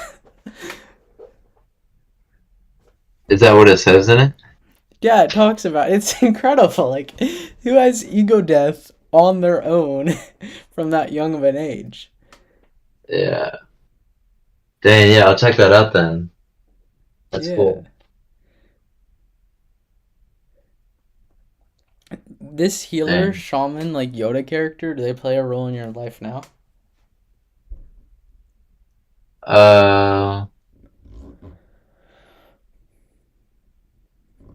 No, not really. I feel like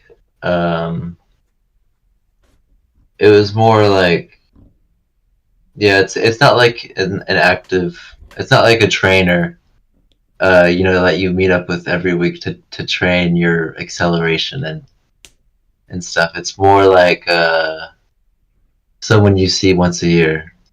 Hmm. And like yeah. But yeah, I think I'm still learning from the first lesson. And yeah. What was the first lesson again? Um Kind of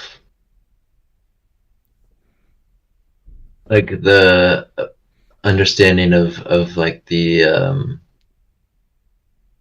kind of starseed thing and like the purpose and the potential and like I don't know what life is, I guess. I guess I feel like it gets more confusing the more I talk about it. I always find that. Why is that? I feel like it makes more sense. I don't know. No, dude, I don't know. Everything's so crazy. Is it like it's hard to interpret feelings? Yeah, it's like hard to interpret yeah, like feelings and just stuff that can't be into words. What can't be into words? Maybe like realizations. a little bit. I think realizations can be the words. Yeah, if you like take time to simplify it. I feel like I haven't done that. You should, man. Yeah. Is there any realization that's been on your minds lately? Mm,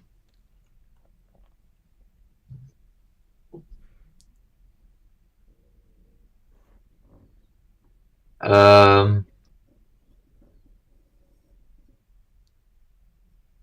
kind of that like the path you chose is perfect for like whatever you can get out of it. Hmm. What does that mean? Like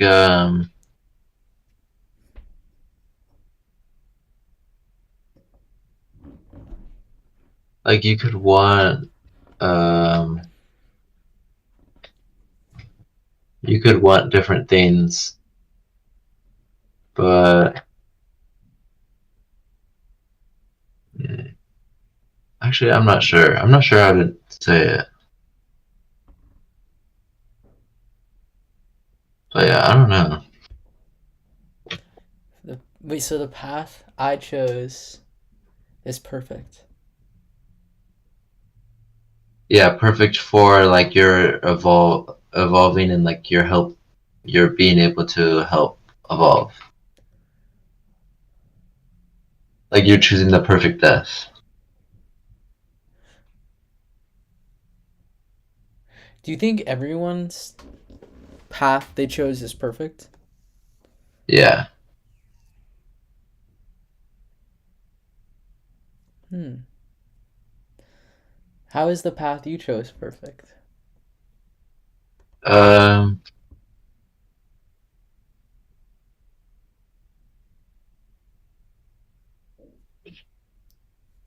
um I don't know, like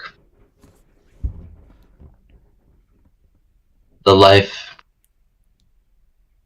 being able to like get free and realize that um the natural life I had wasn't like there wasn't anything to learn from it, I guess.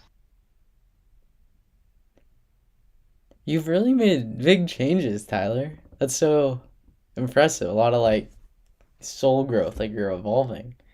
Like I respect Yeah. that. Like everything you've done, you're so willing to take risks and do things that are different.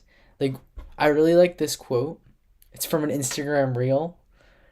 I don't know who said it, but what is right, no matter what others are doing. And I see that in you. Like what is right, no matter what others is doing. Yeah, I feel like I definitely adapted to that. And it took, just like doing stuff different than others to be able to adapt to that. How have you done things differently than others? That's interesting. Um,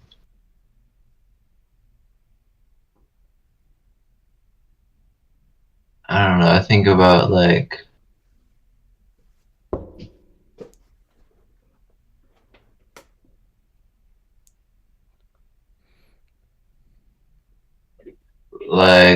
just being kind of like open, I guess, or even just like I'm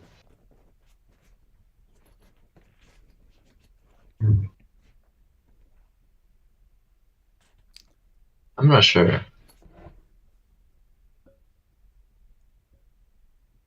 Maybe some of the art stuff. Hmm. I would say so. You do a lot of things that are different than others. Yeah. Like, look at the podcast and conversation we're having right now. What percentage of people will end up in this situation? Very few. Yeah. Yeah, true. When you and I talk, it really like flows like a paintbrush on the canvas. It really creates something. Yeah. Even on Zoom. even on Zoom, man. But the blue people and the shaman story, it was like your origin story. Like Peter Parker getting bit by Spider-Man that creates Tyler. But I want to go into Yeah, the blue people. I still don't understand quite. yeah. It's hard to talk about because I understand it like completely 100% in my head. Just from so much time thinking about it, like oh, I don't know, just so much that, and then like I want other people to have the same understanding of it, but I can't get there with just words in like a timely manner. To like help you have like the visions of it and everything that I've Okay. had because it makes like it's in there. Okay, just try and fail. You're going, just take that mindset. You're going to fail, but you will try to explain it to me. In any Um, way. You can say shapes and colors or sounds, just the way yeah, that your mind flows. It doesn't even have to make logical sense. Just ride the flow of thought. yeah. It's kind of like the way I see the color blue crayon is I can't yeah, I can't make you I can describe it and stuff whatever, but I can't make you see it like that. What made So you that's the trouble I have. what made you see the blue crayon? Um like learning about it and like wanting to, I think. Wait, so how can I learn about it? Um I don't know. Well, the trouble is it's like it could be like a total true like thing that's like I'm really onto something with it, or it could be completely like hallucination and imaginary. Hmm. So that's the tricky part. I could be telling you the rules for a hallucination game. I'm willing to try. uh, I seek the truth. I'll explore all different ways. yeah, I've played the hallucination game and yeah. I mean, yeah, because it is that until it isn't. But I'm not sure. I think. Wait, have you seen the movie Fantastic Planet? when I was little, I don't remember anything about it, but I've seen it. You know how it has the blue like aliens? Let me look it up. Wait, is Fantastic Planet the one where the man goes to the alien planet? It's like a cartoon. Yeah, it's like French. Fantastic Planet.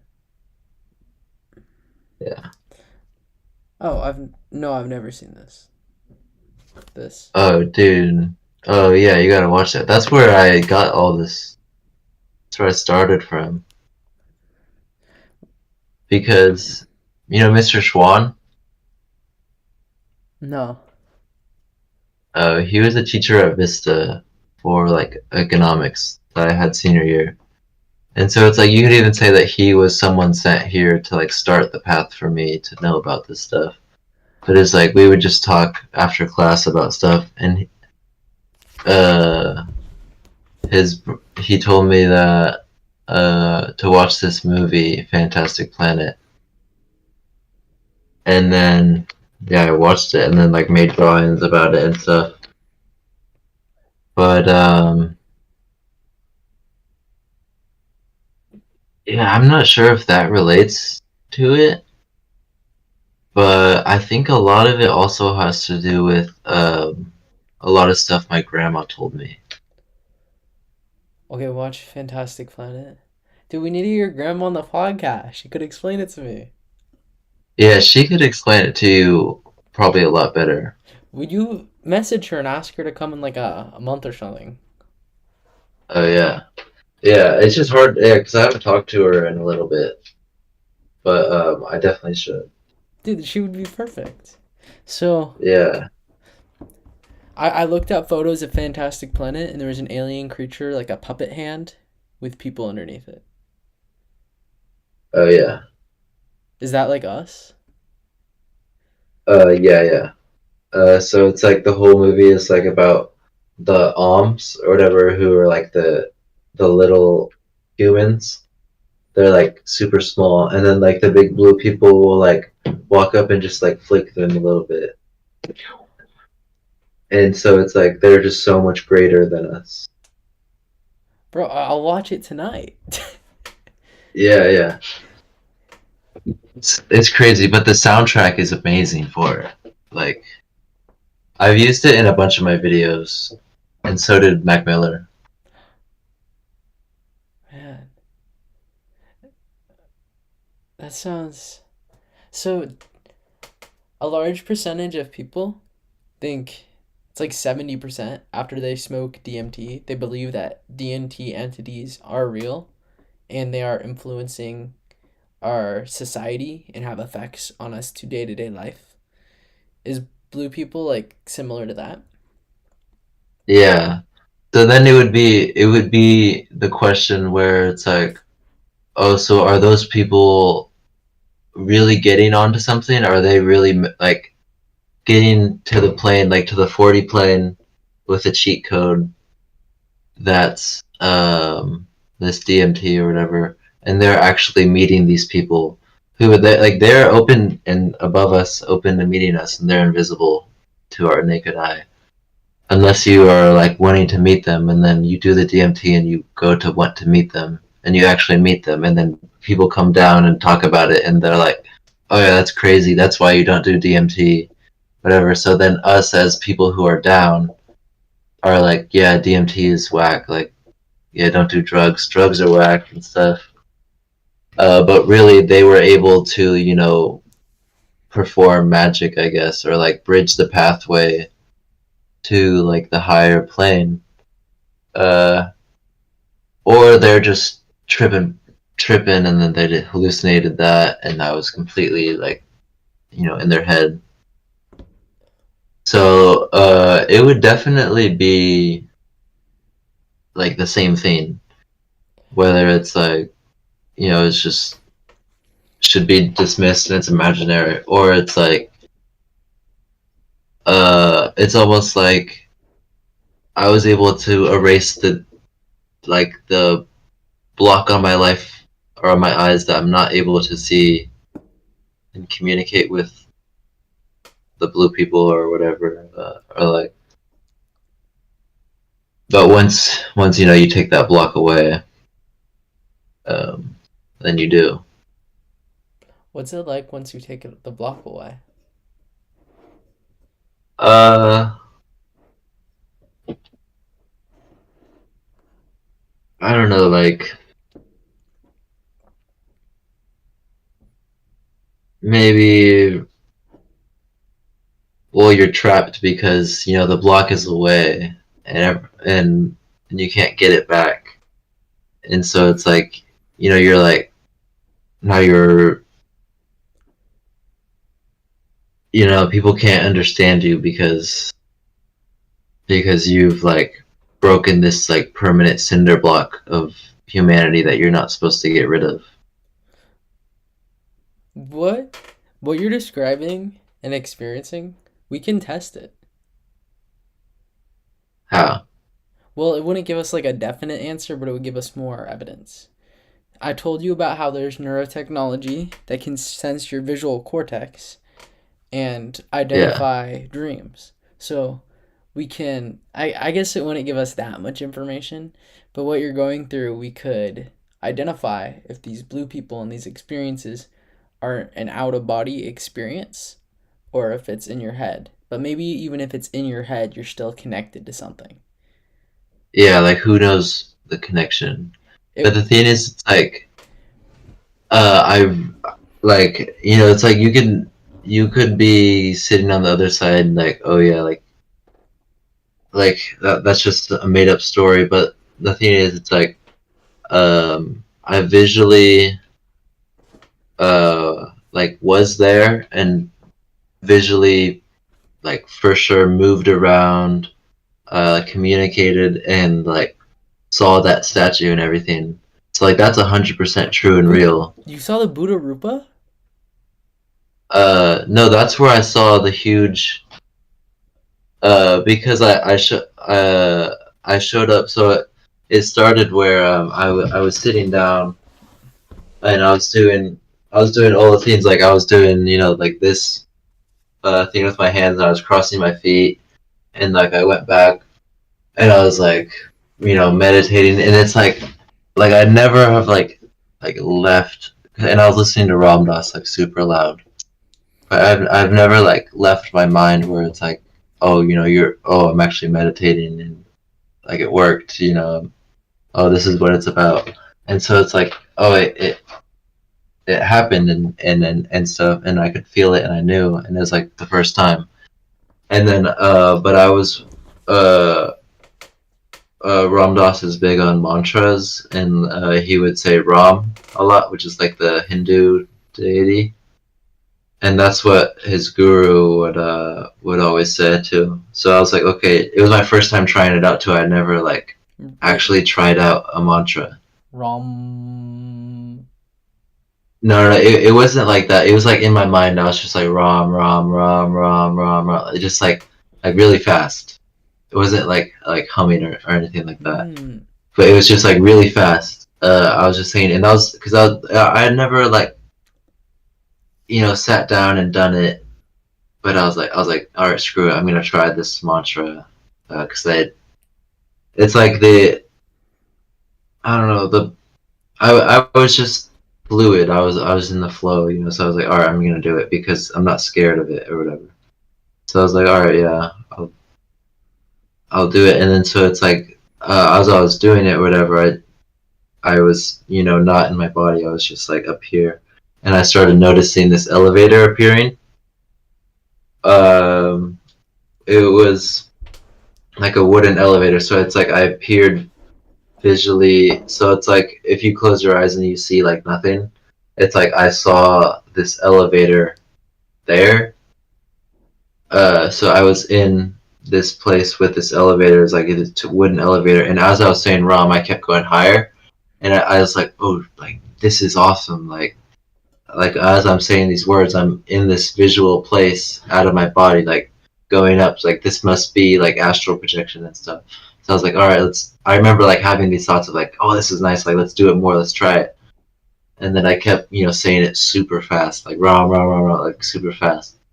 And I kept going up until I like got up, and then the gates opened of like the elevator, and then it was like three people. It was three like, and they were like shorter, but blue people, and they look exactly like the movie.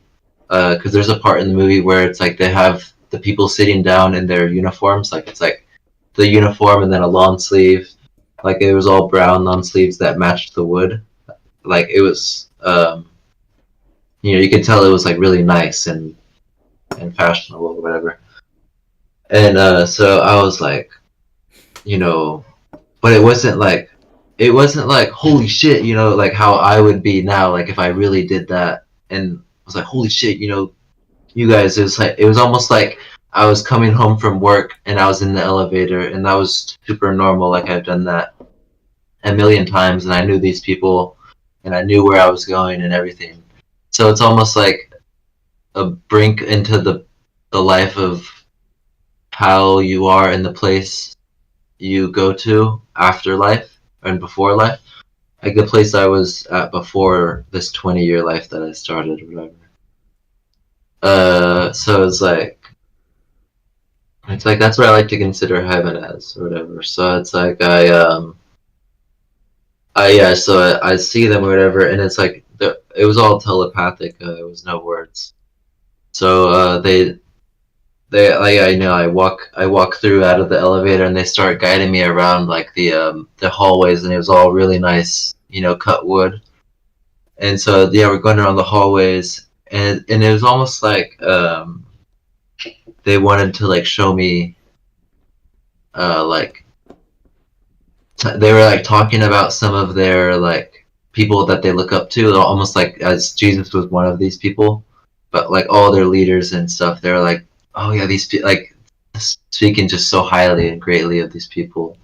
Kind of like if you're walking through one of those crazy mansions and you have how they have like the pictures framed up of like all the old people in the family, and it's like those real like portrait photo shoots. Hmm. It was like that. And they were like, we were like just talking about these people, and then so we like get to this room where, and it's like the biggest room I've ever seen. Like I've probably been in a room that's like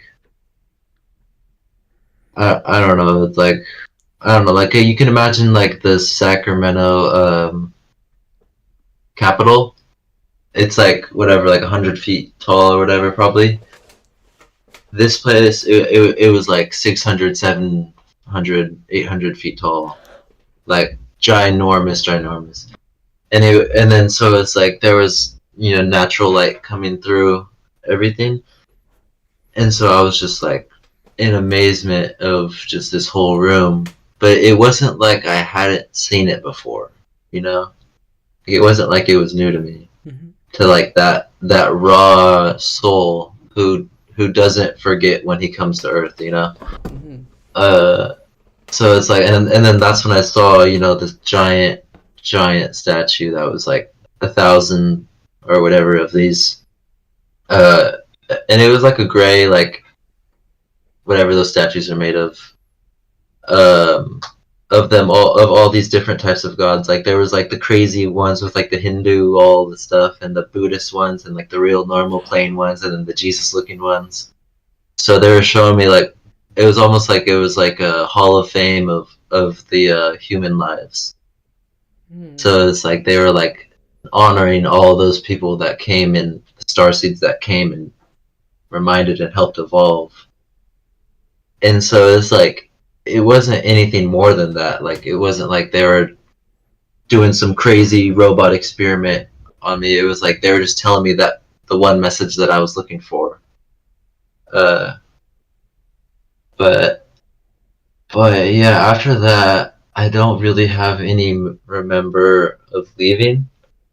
But I think that's when, because I was in my garage at my house, and my brother came home from the bar, and he was like super drunk. So he just, I think at that point, he opened the door and like came in and jumped on me. I didn't realize I was like super deep into this. But I actually don't think that was how that ended. But yeah, I don't remember anything past, seeing that statue and stuff. That's so profound. Why have you told me this before? Have you gone back? No. I haven't had any experience like that at all.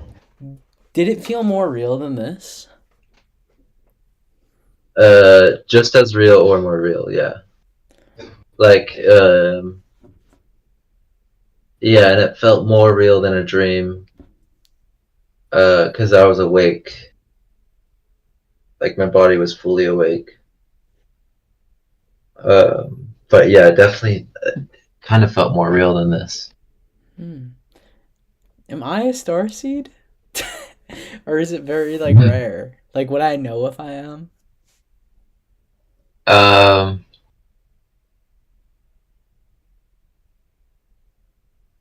I don't know how that all works, but see, I think that that's why I think we all are, but some people, it's not like we can just go around being like, oh, you're a starseed, go do this.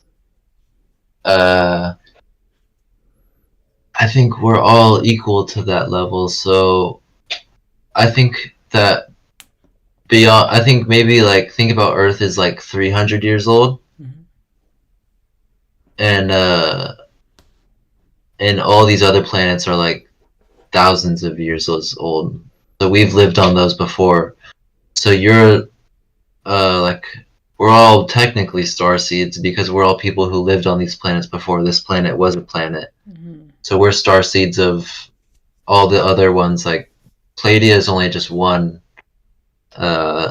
that maybe I think I come from or whatever. I'd say that we all came from other ones that maybe like they have blown up now and stuff because of like Star Wars and stuff like that. Hmm. But I think that we're all technically star seeds from different places. Is there a Uh, war going on? yeah, I think that there's a lot of wars in the universe Hmm. that like we don't really like see as much or whatever. Like right now, is there like wars that are affecting star seeds and us? Um, Are we creating the wars? well, yeah, we are ourselves like with our like government, all that all that stuff we're doing to ourselves and like and just the human trafficking and just all that stuff. Hmm. So it's like the war. We're in the war of like the power amongst ourselves. But it's like I think that like it's like some other people like could invade Earth because it has a bunch of gold or whatever, and then Earth ends up getting blown up, Hmm. and then we all go to a different planet or go back. Um, but do you know what I mean? How it's like you could be from like a different planet, super far away from the one that I'm from, and you've been on Earth for 5,000 years doing human lives over and over again, or whatever. But before that, you were on this other planet, and you came for like the a wave back a long time ago. But maybe I'm on this fresh wave that just came over, and I'm starting these human lives. So maybe I've had like 20 human lives Wait, what would make me have on more Earth. human lives than you? Uh, I don't think there'd be any scalable like number, but it's just like that's what you were doing. Like if we were to be like, oh, what were you doing in the past like 2,000 years? Then I would be like, oh yeah, I was doing my work on Palladium because that's just where I'm at in my timeline, I guess, or whatever. And you were like, oh yeah, I was on Earth for the last 2,000 years. It sucked. Yeah. And I'm like, oh yeah, I'm here to help it. Do other people talk about these blue people? Like, is there a community online, or is there any other form or group that's had this realization? Yeah, definitely. Look up, like I guess Palladian stuff, Palladian starseed. How do I spell It's like that? Pleidian starseed. Palladium. And but yeah, my grandma has been talking about the starseed thing for like 10 years plus. Man. Why do only certain people realize that they're star seeds? Um, I don't know. But yeah, I'm still trying to figure that out. But so I had this baby cousin born. He's 4 now. And so when he was born, my grandma said that he was, she calls it old souls. So it's like, uh, a young soul would be someone who's been on this planet for like whatever 500 years, but an old soul is someone who came from an old planet and is like doing this. They're this old 2,000-year-old person their last time come in here to do this. So they're old in that sense. Not like old as if my soul's been living longer than yours, you know? Um, But so she's oh wait, go what? on, go on. Oh, no, but she said that our baby cousin is an old soul as well, and she said that the only two she's seen is me and him. What's he like? I mean, he's like a child, so he probably doesn't know much yet. Yeah, but well, he's the smart. I mean, he's just incredibly smart and has like great memory, and but it's like you can see like light in his eyes. to some sense. I gotta meet your grandma. Yeah, so it's like connected between like him, me, and then now the new Jordan. Yeah. Dude, all three of you. This is also intriguing. I didn't know there was a Yeah. whole community of this. What I'm gonna talk about some neuroscience, but I'm not disproving or proving it. But when the hypogonic, yeah, I messaged you about it. It's the state in between wakefulness and sleeping. It's almost like a lucid dream state of the subconscious, and there's certain types of meditation where you purposely try to get into it, and it leads to you seeing geometry and going around the subconscious. Like, I've gotten into it quite a bit. I've heard full orchestras and full unique music that have never been composed before, that all were synchronous. It was creating sounds and such. Pure creativity, not a real song, all from this subconscious state. And other things, like getting into non dual states where everything is me, being able to see my subconscious talk to myself, and being able to see the infinite.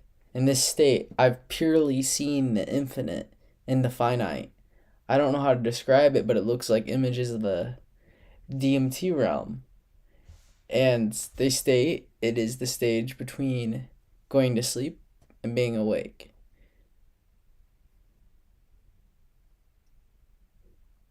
Yeah.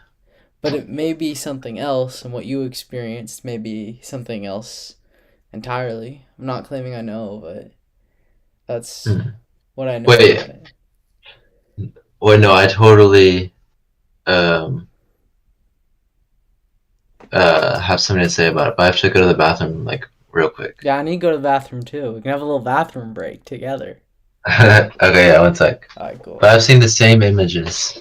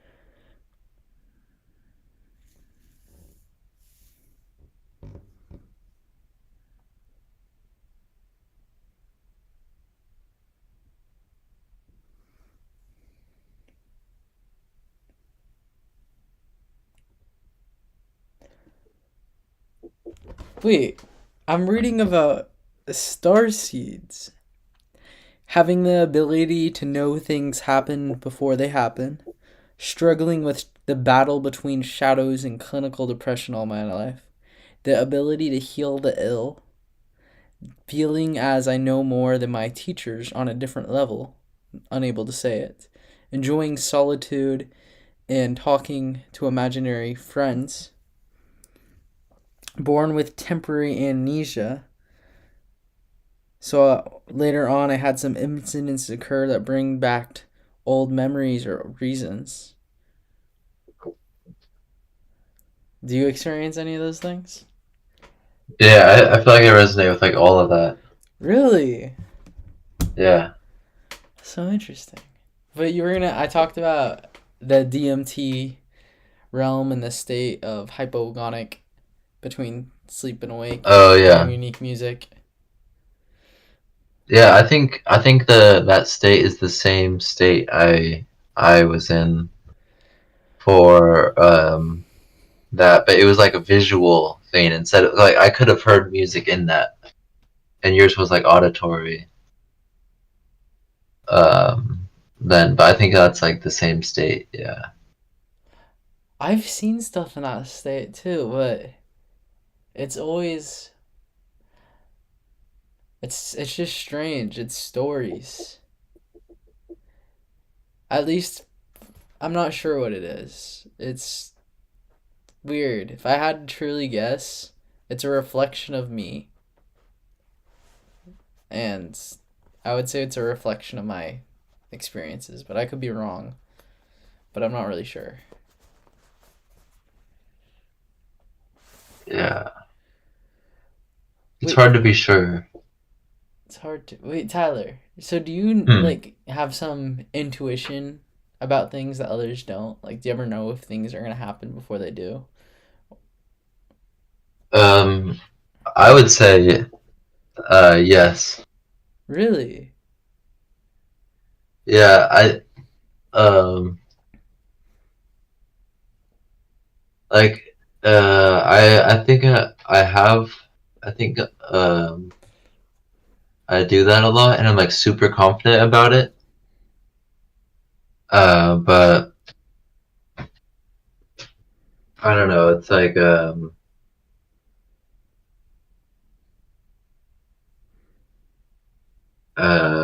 don't know, it's not like something you want to just like believe is true all the time, but it's like I think like a lot of like predicting things or just like knowing things at a deeper level.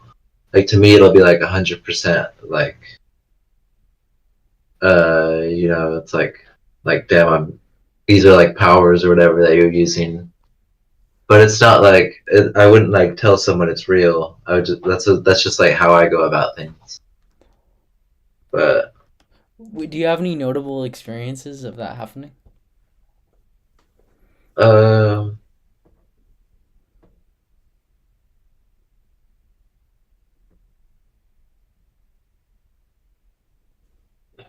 uh, not that I can remember, but just like mostly like predicting things before they happen, Is it like moments before, hours before, days, years?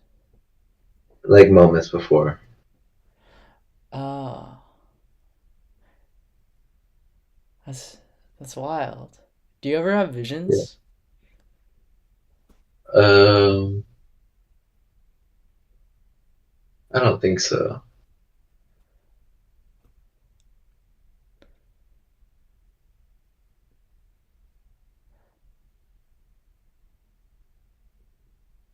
I've had one vision that like reoccurs. It's strange. What is it? I'm not sure what exactly it is, but like since I was little, it's me in like a hospital bed. I've never understood it. Maybe it's some form of like fear, but it's something that like I don't know how to describe it. It's not like a hallucination. It feels so real. It's like takes me into that moment. It happened first when I was in like fifth grade, and I've had other occurrences of it. I don't know what it is. It's only happened to me like 3 or 4 times since like fifth grade. Yeah, I have those experiences of feeling like it's like a similar place that I've been to a lot. Like what place? Um, like this one uh, dirt bike track. It's so weird. Like in dreams, like I'll always go to the same place, and I've never been there before, like in real life. Mm-hmm. But it's almost like so it's like that would be the hangout place in a different timeline that you're just going to. Man. What percentage of you thinks that this is truth, and what percentage of you thinks this is not? And you can break it apart from like your intuitive, logical. Um,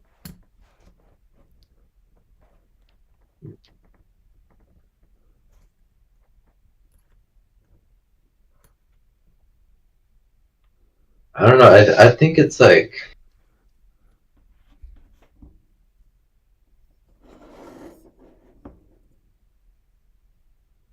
the dream stuff and the other timeline. I don't know.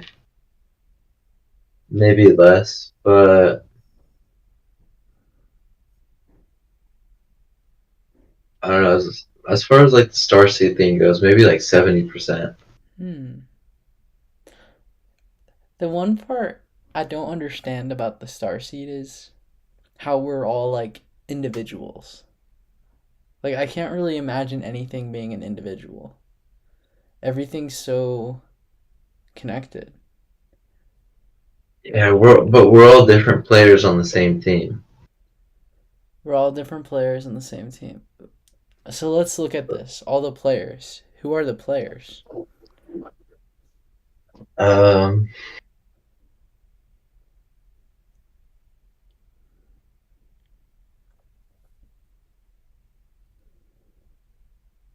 um, it's like a big group chat of avatars, of like trillions of avatars, and I think that we all like to me we're all very individual. So like that's Really? why that concept to me, yeah, it's like we're all very individual and we're on the same team. Like we all come from uh, I don't know, we're all part of like the universe or whatever, but we just start to think we're on separate teams. We're all a part of the universe. But isn't the universe the one that's like observing us? Like that isn't that what consciousness is? It's like awareness of the universe in of the universe. Like all those star seeds, all those group chats, they're not separate from the universe. It's like the universe observing itself within itself.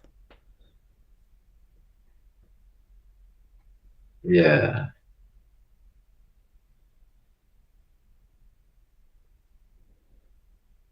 Um, hmm.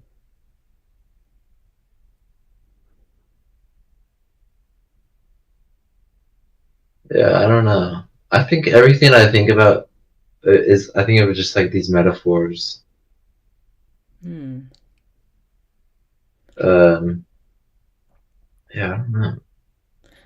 Like everything's energy and vibrations and frequencies, and we're just attuned. We're like a spike of vibrations within a line of vibrations. Like if you imagine like a sound vibration, like we're all just spikes of the same line, and we are the line.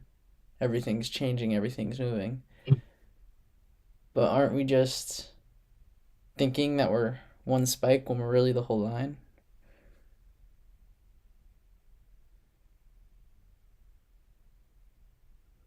Yeah, technically, that's where I think that the same team thing is. So, But yeah, I don't know.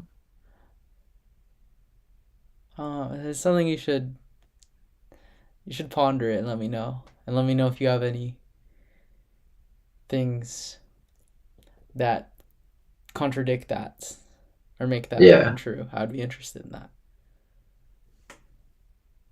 yeah, I've got to think about it more. But yeah, dang, it's getting kind of late. I've got to make some food. It is getting late. We talked for so long.